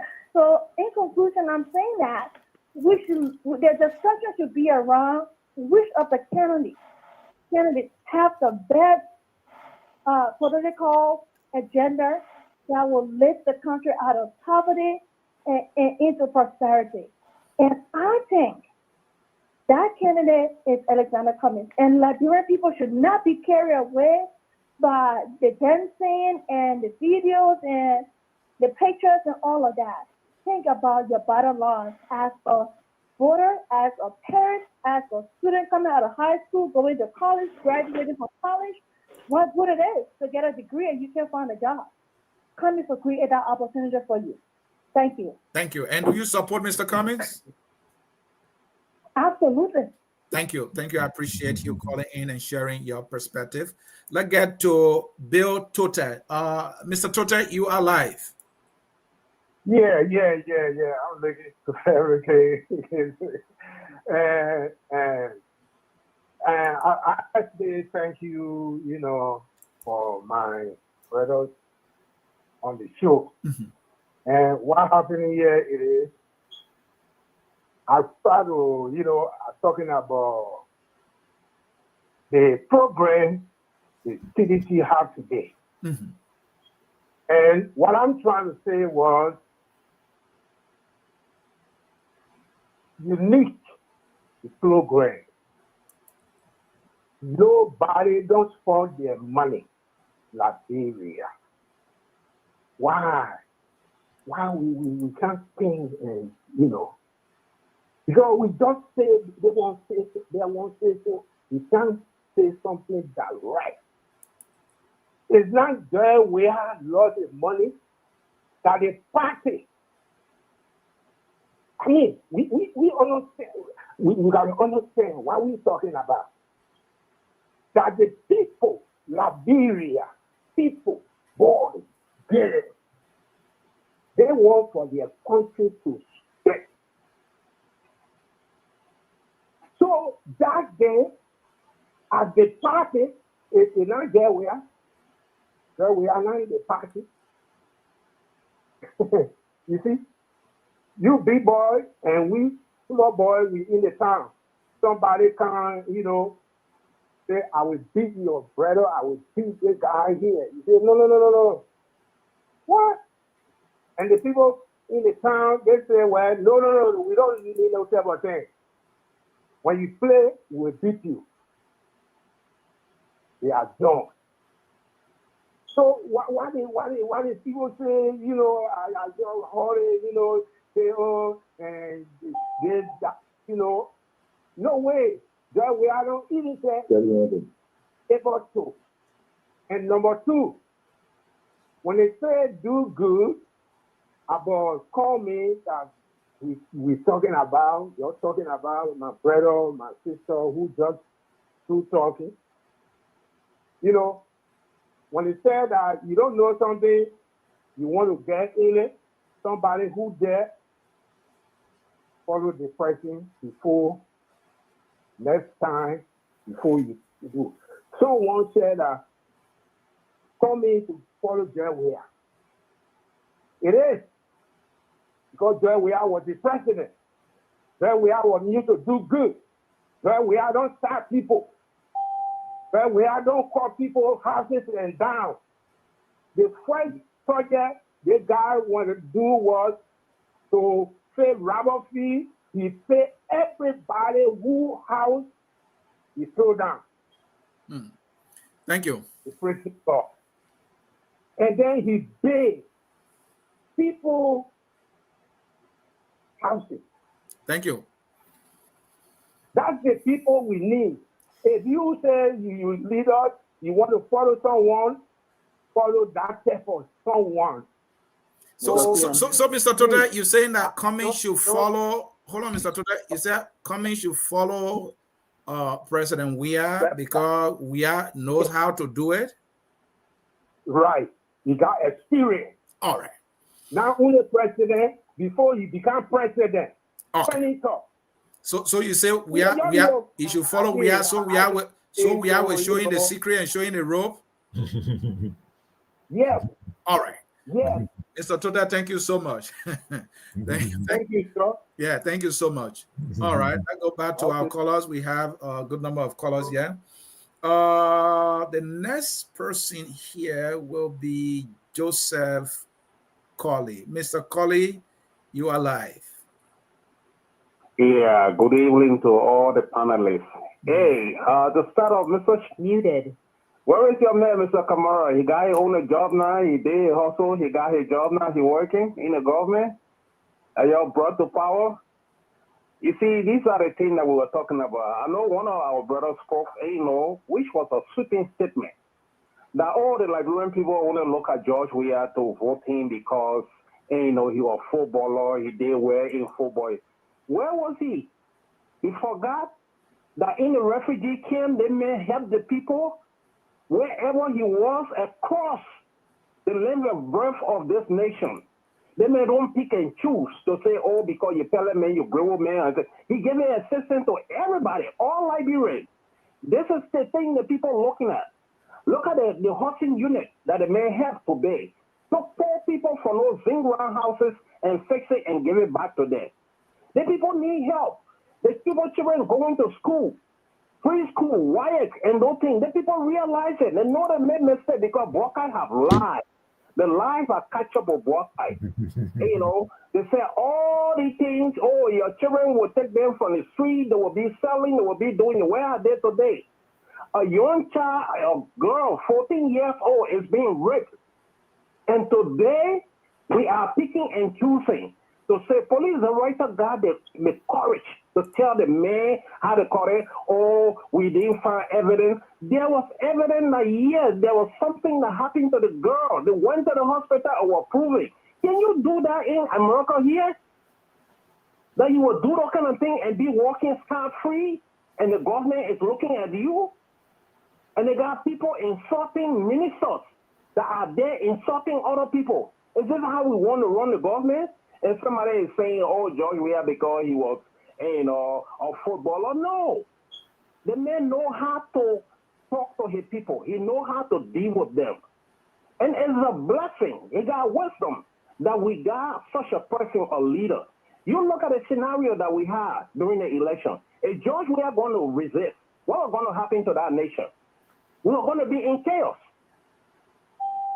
Well, the way the vote win. Yeah, President Weah deserve credit. Such a person with wisdom like that. Yeah. My brothers and sisters, let's not fool ourselves, man. We're seeing what is unfolding. Let us help our people. Now with all these, jargons that we try to use and things, and when we get into power, we don't care about the people. The people feeling we put it one side. We're doing our own thing. The man said, you will ride wheelbarrow to go to work. The most expensive wheelbarrow ever in the world. I don't think it has reached that far. I want to driving. Where are we heading to? Thank you, Joe. Brothers and sisters, look, we need to pray, man, because even before he leaves power, it's not easy. The people are suffering. People are dying. Thank you. And in those critical situations that they don't even have food to eat, but they can be able to raise funds to support this young man. Mr. Colley, thank you. Raise funds to support CDC. And the other people are sitting down and looking at everything that's fun. This is not fun. The time, only campaign time you want to go to help the people, that the time you want to go say, oh, say you've been running all around. The people need help now. Thank you, Mr. Colley. Everybody needs to get on ground, put hands together, and be able to be a help to the people. Thank you, Mr. Colley. That one is election time. While the man is running all those things, going to places and happy. Look at what the man's wife is doing. Mr. Colley, can you hear me? How many of us are doing it?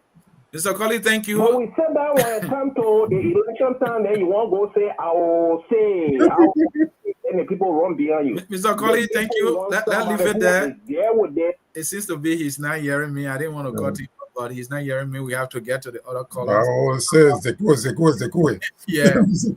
Eddie the Lion de Nyakun. The Sidician, welcome. You're live. This is funny. Teddy, you there? Mr. Yankun.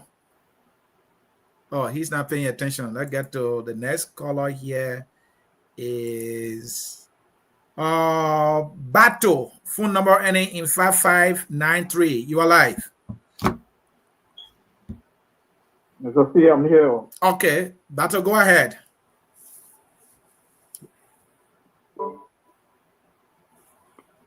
Am I giving a chance? Yes, it's your turn. Go ahead, Bato. I'm not hearing you, sir. I am hearing you. Go ahead. Oh, go ahead. Yeah, go ahead. I can hear you. Go ahead. Okay. It's your turn. Please speak. My name is Menye Bato. Yeah, okay. Okay, my name is Menye Bato. I'm calling from Secretary, Minnesota. Let me be precise. I'm calling from Osceola, Minnesota. Okay. Mr. C, I want to put it this way. I want to quote for child support in Gwinnett County, Georgia. You understanding? Am I being heard? Am I being heard? Yes, you are. Okay. Yeah. Okay. I will continue.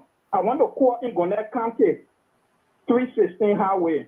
You understanding? For child support case with a crew woman I'm gonna go with a regional perspective here for the crew woman. Georgia, we are going to call in Fulton County, Georgia, for the minor woman. You understand?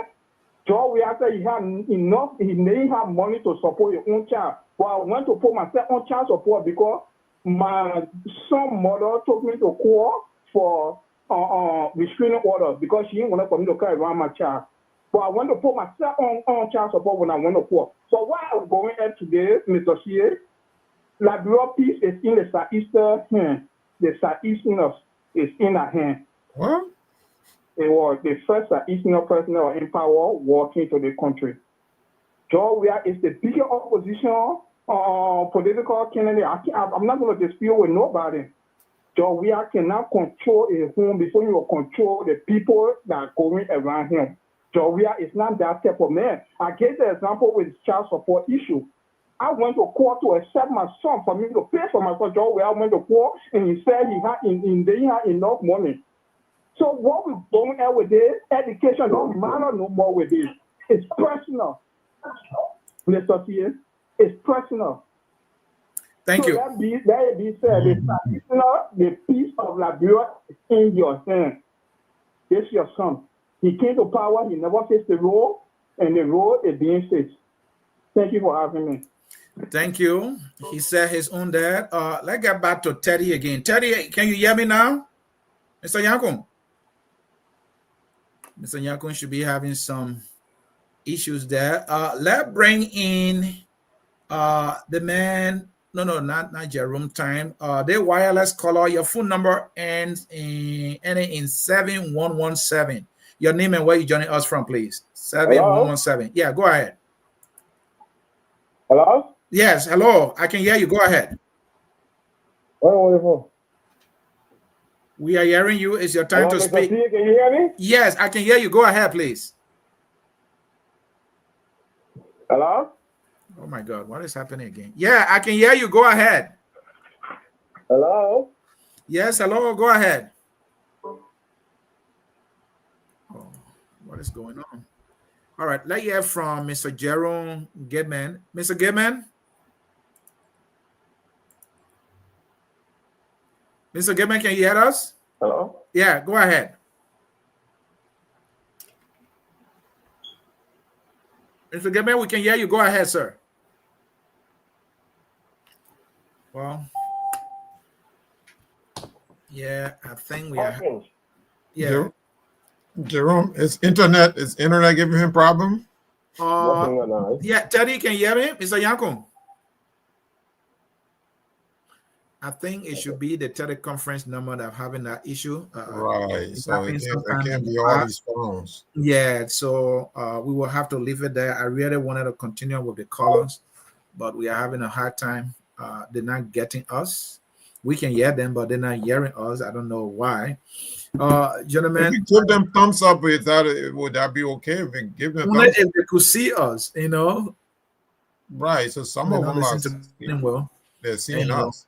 Yeah. Oh, okay. Maybe they're still watching it live. Right. I mean, to all the callers, we could hear you, but it's like you were not hearing us, so you didn't know whether it was your time to speak. But we can continue in that confusion, gentlemen. I'm back to you. Let's wrap this up. The CDC had the groundbreaking ceremony. It looks energized. I don't know how long they can keep the momentum. What does Unity Party do now that the CDC looks emboldened, invigorated, and kind of ready to go? I think some people told me, I think President we are not having interest in running, but where things have been happening, and then with the launch now, I mean, this groundbreaking ceremony, I mean, it's a whole different ballgame. Gentlemen, let's conclude. I think we had a very good analysis so far. Let's start with you, Mr. Morris.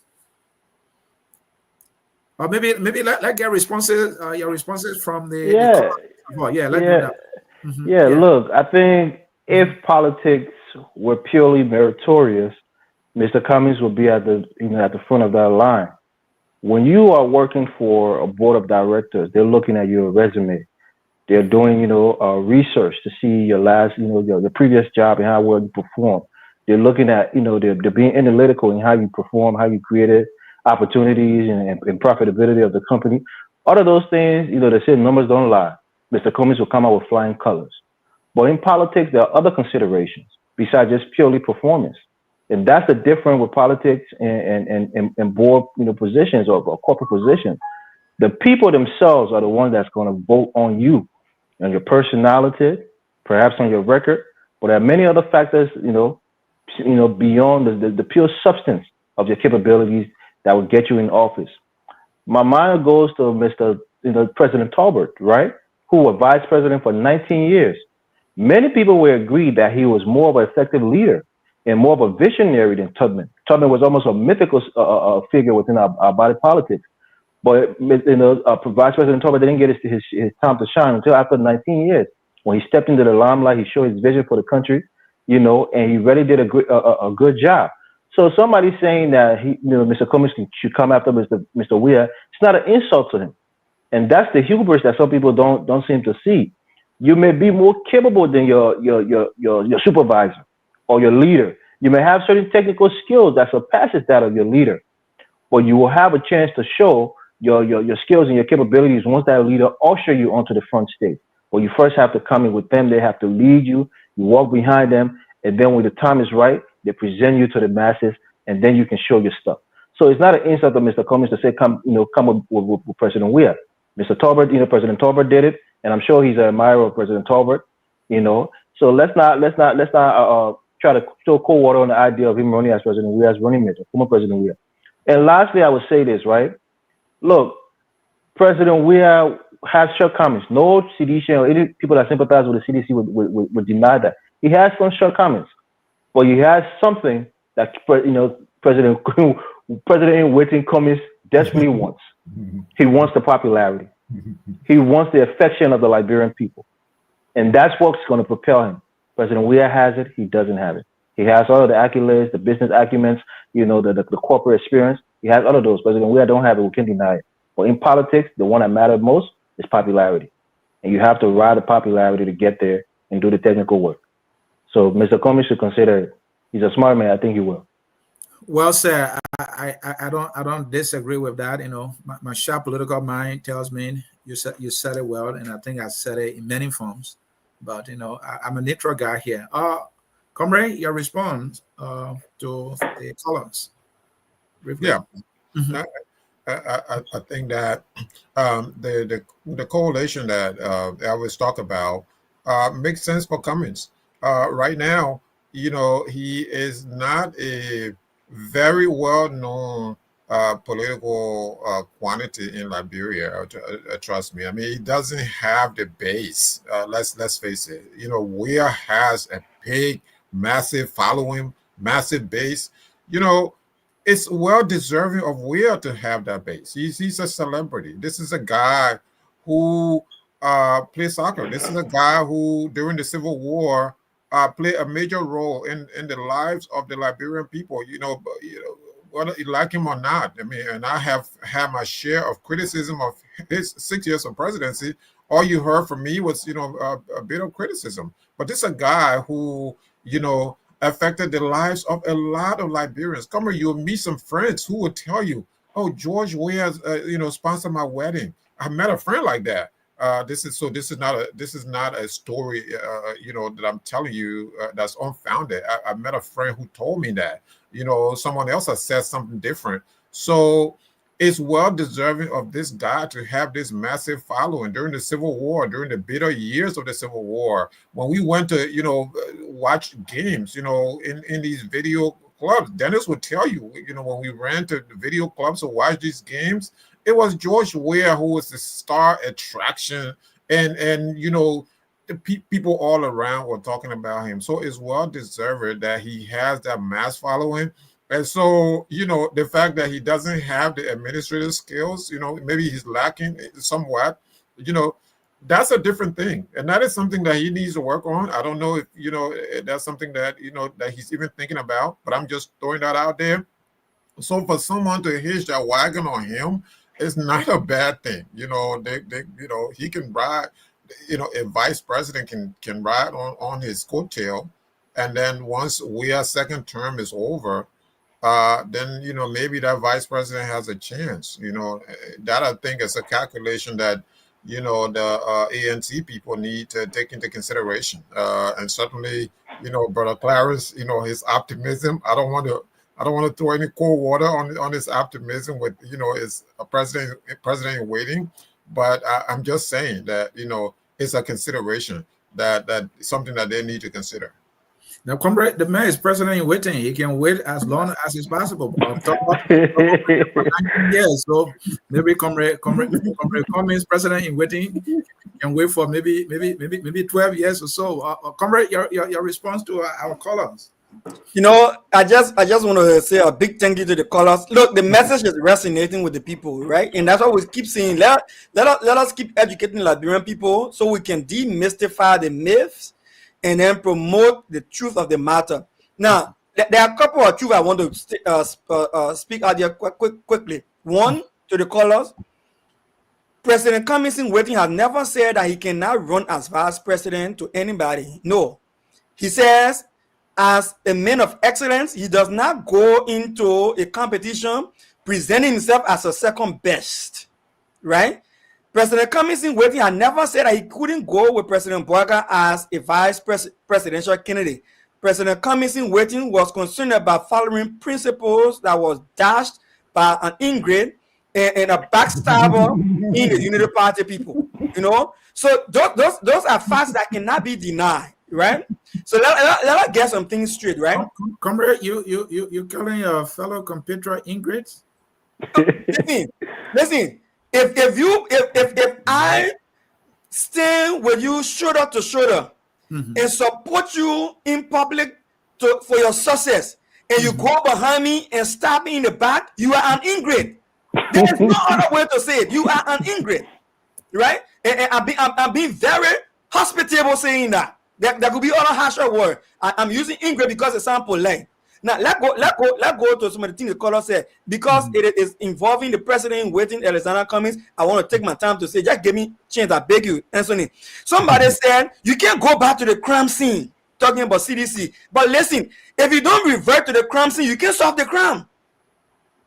It's just simple logic. It's just simple management administrative logic. If you cannot go back to the problem, you can solve it. You must understand the problem to solve it.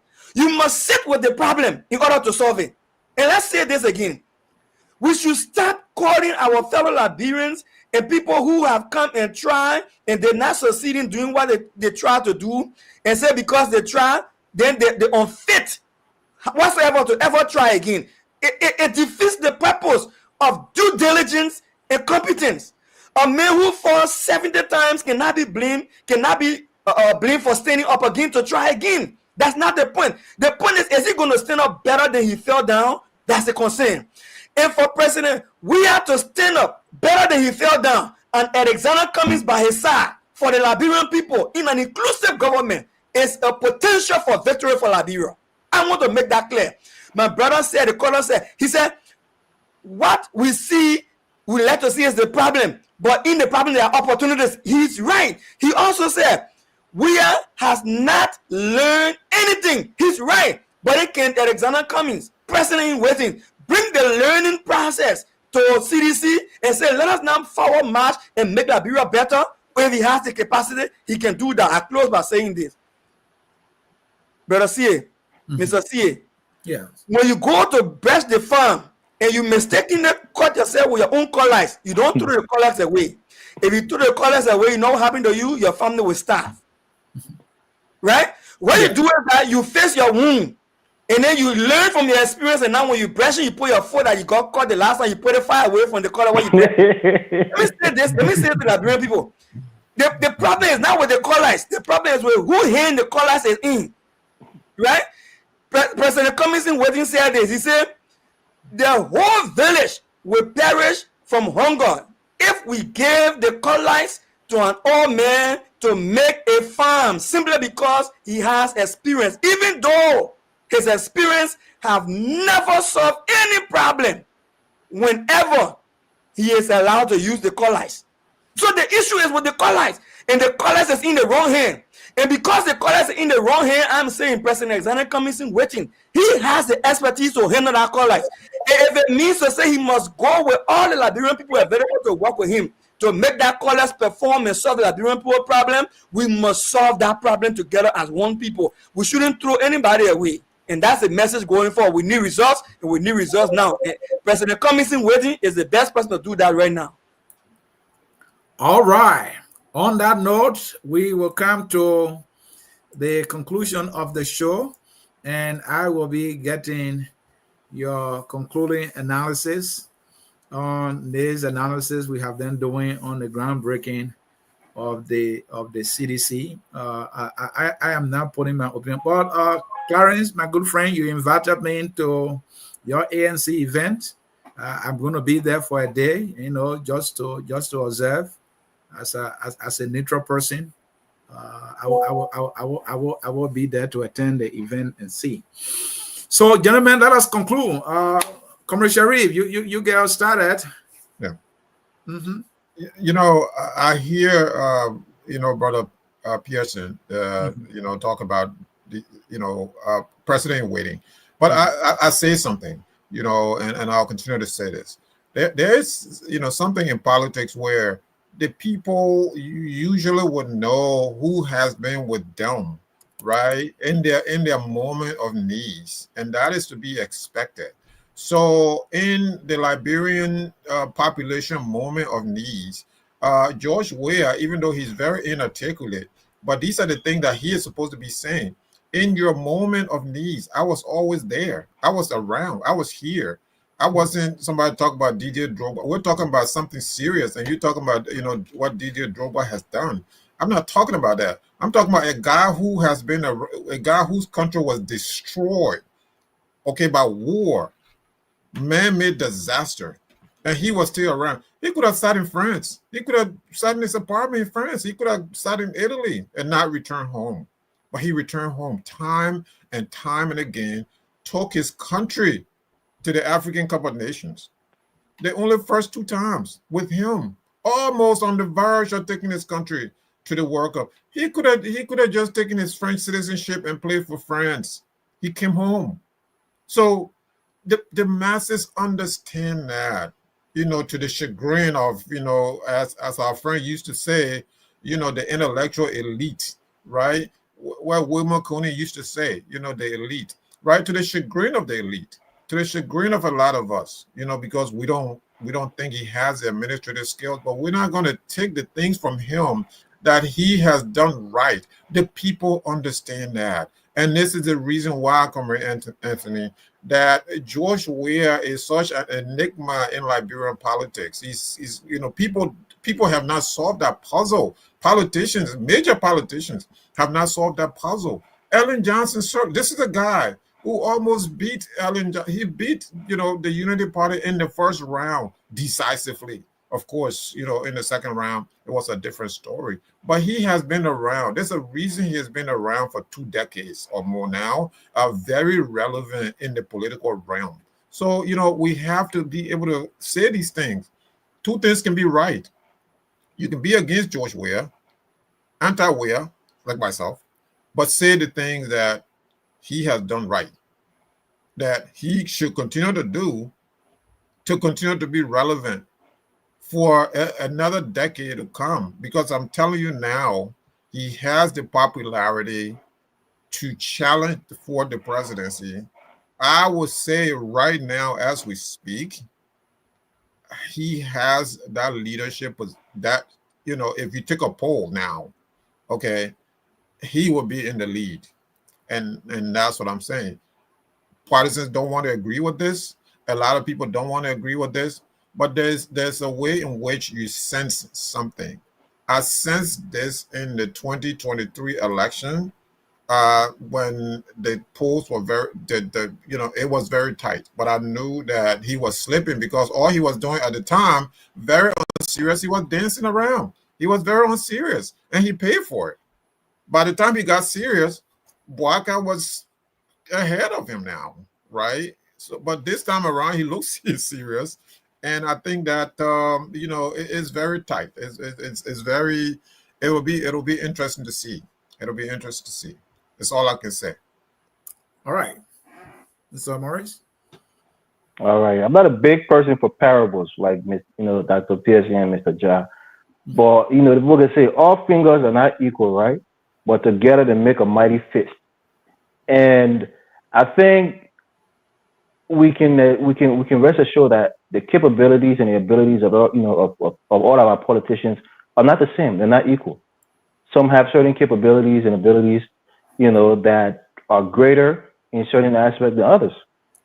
So I personally admire Mr. Alexander Cummings. He's my second choice. I say it and people are baffled. How can he be your second choice and not your first choice? He's a lot of people's second choice. People who voted for the Unity Party and people who even voted for the CDC. Had President Weir not been on the ballot, most CDCians would have probably voted for Cummings and the other way around. So he does bring something to the table. And I want to tell everybody who look at the 1% and think that he's not viable, he doesn't bring anything tangible. He does bring something to the table. And he has a certain skills, like that movie Taking. He have a particular set of skills that when he utilizes it, it will yield results, right?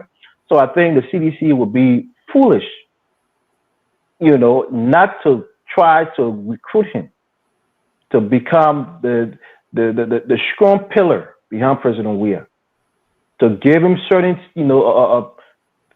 lessons that Mr. Cummings got from the corporate world. Some lessons that President Weir probably took with him after being president. So I am really happy with the prospect of President Weir and Mr. Cummings going to get on the ticket. I think he brings a lot of things to the table. I think if President Weir does, win the presidency come 2029, it's a possibility he may step aside after 3 years and give it to Mr. Cummings and let him lead, and the country for the last 3 years. That's a possibility. That's something that could be negotiated.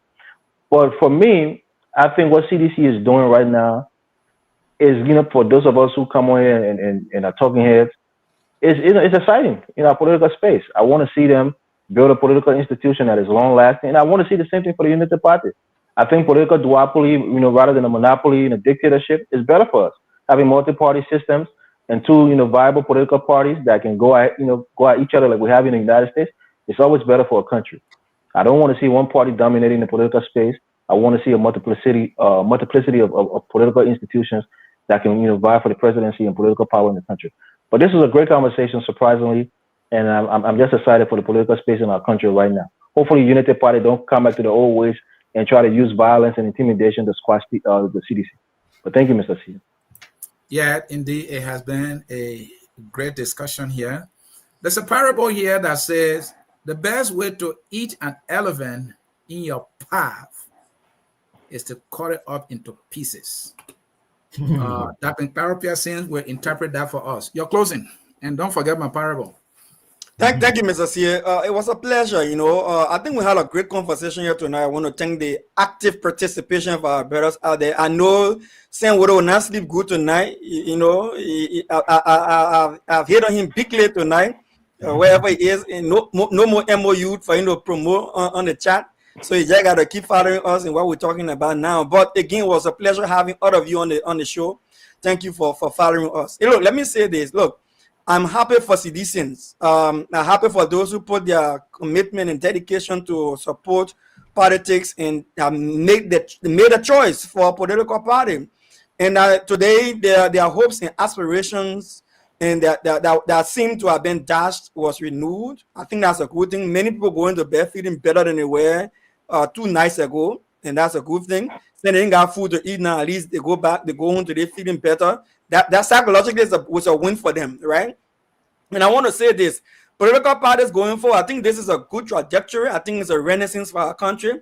Let us learn from this. Let us now move to where all political parties that are serious can start building their own political headquarters and don't just put your hand in your pocket and build it. Even if it's $10 or $5 that your people can contribute, let them contribute to feel part of it. That's a good thing for us to do for tomorrow. And then, Anthony, I'll leave you with this: the elephant meat cannot be cut because the skin is tough.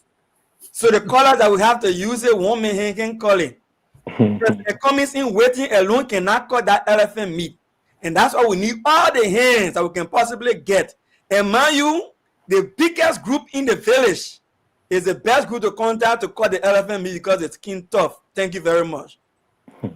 Well, Come on, Anthony, please, I beg you. I normally don't do this, please. Okay, go ahead. But I'm reacting to something one of the callers said about how it's taking Liberia to the World Cup. making the lives of the Liberian people better. Excellent question, excellent point. But you know what? This guy can say again, I'm not a spokesman for him, but he can always say, I was always around. Where were these other guys? Mr. Cummings is a millionaire. During the war, he had a major position in Coca-Cola. Where were these guys when I was coming home? When I was coming home to my people? When I was going into the refugee camps? Look, we were in these camps. We didn't see these people. These people were not around. So some people in Ghana saw we go to, some people in Africa saw we go to them. So he can say that I was on track to meet our people everywhere they were during their days of hardship. Now, when you bring that back to his presidency, whether he actually delivered the goods, that's a whole total, different discussion. And that's a different discussion for a different day. All right. On that note, and if I may pull up my hat a little bit, Mr. Cummings has done so much since he became a knee in Liberian politics. A lot in terms of humanitarian work, in terms of his credentials and his contribution to humanity as a business executive. There are so many accomplishments to his name. But the Liberian people, only a few know about those things, and they can't relate to those things.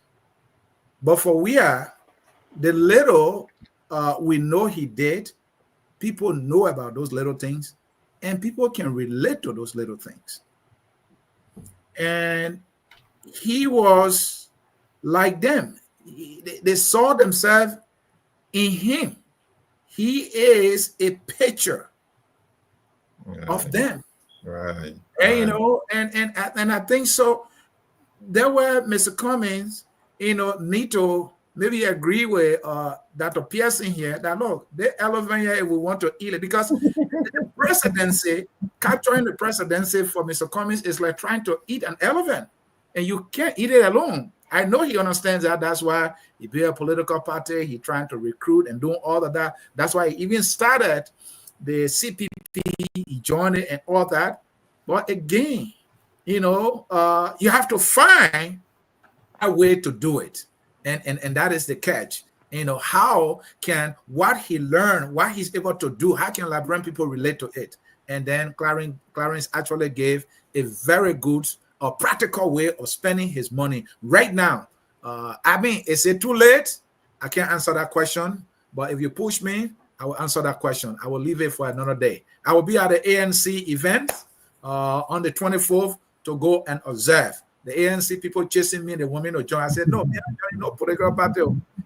I'm media man, a business man. You both shouldn't put me in trouble before one government kind of party said, that man was going after you. I don't want trouble.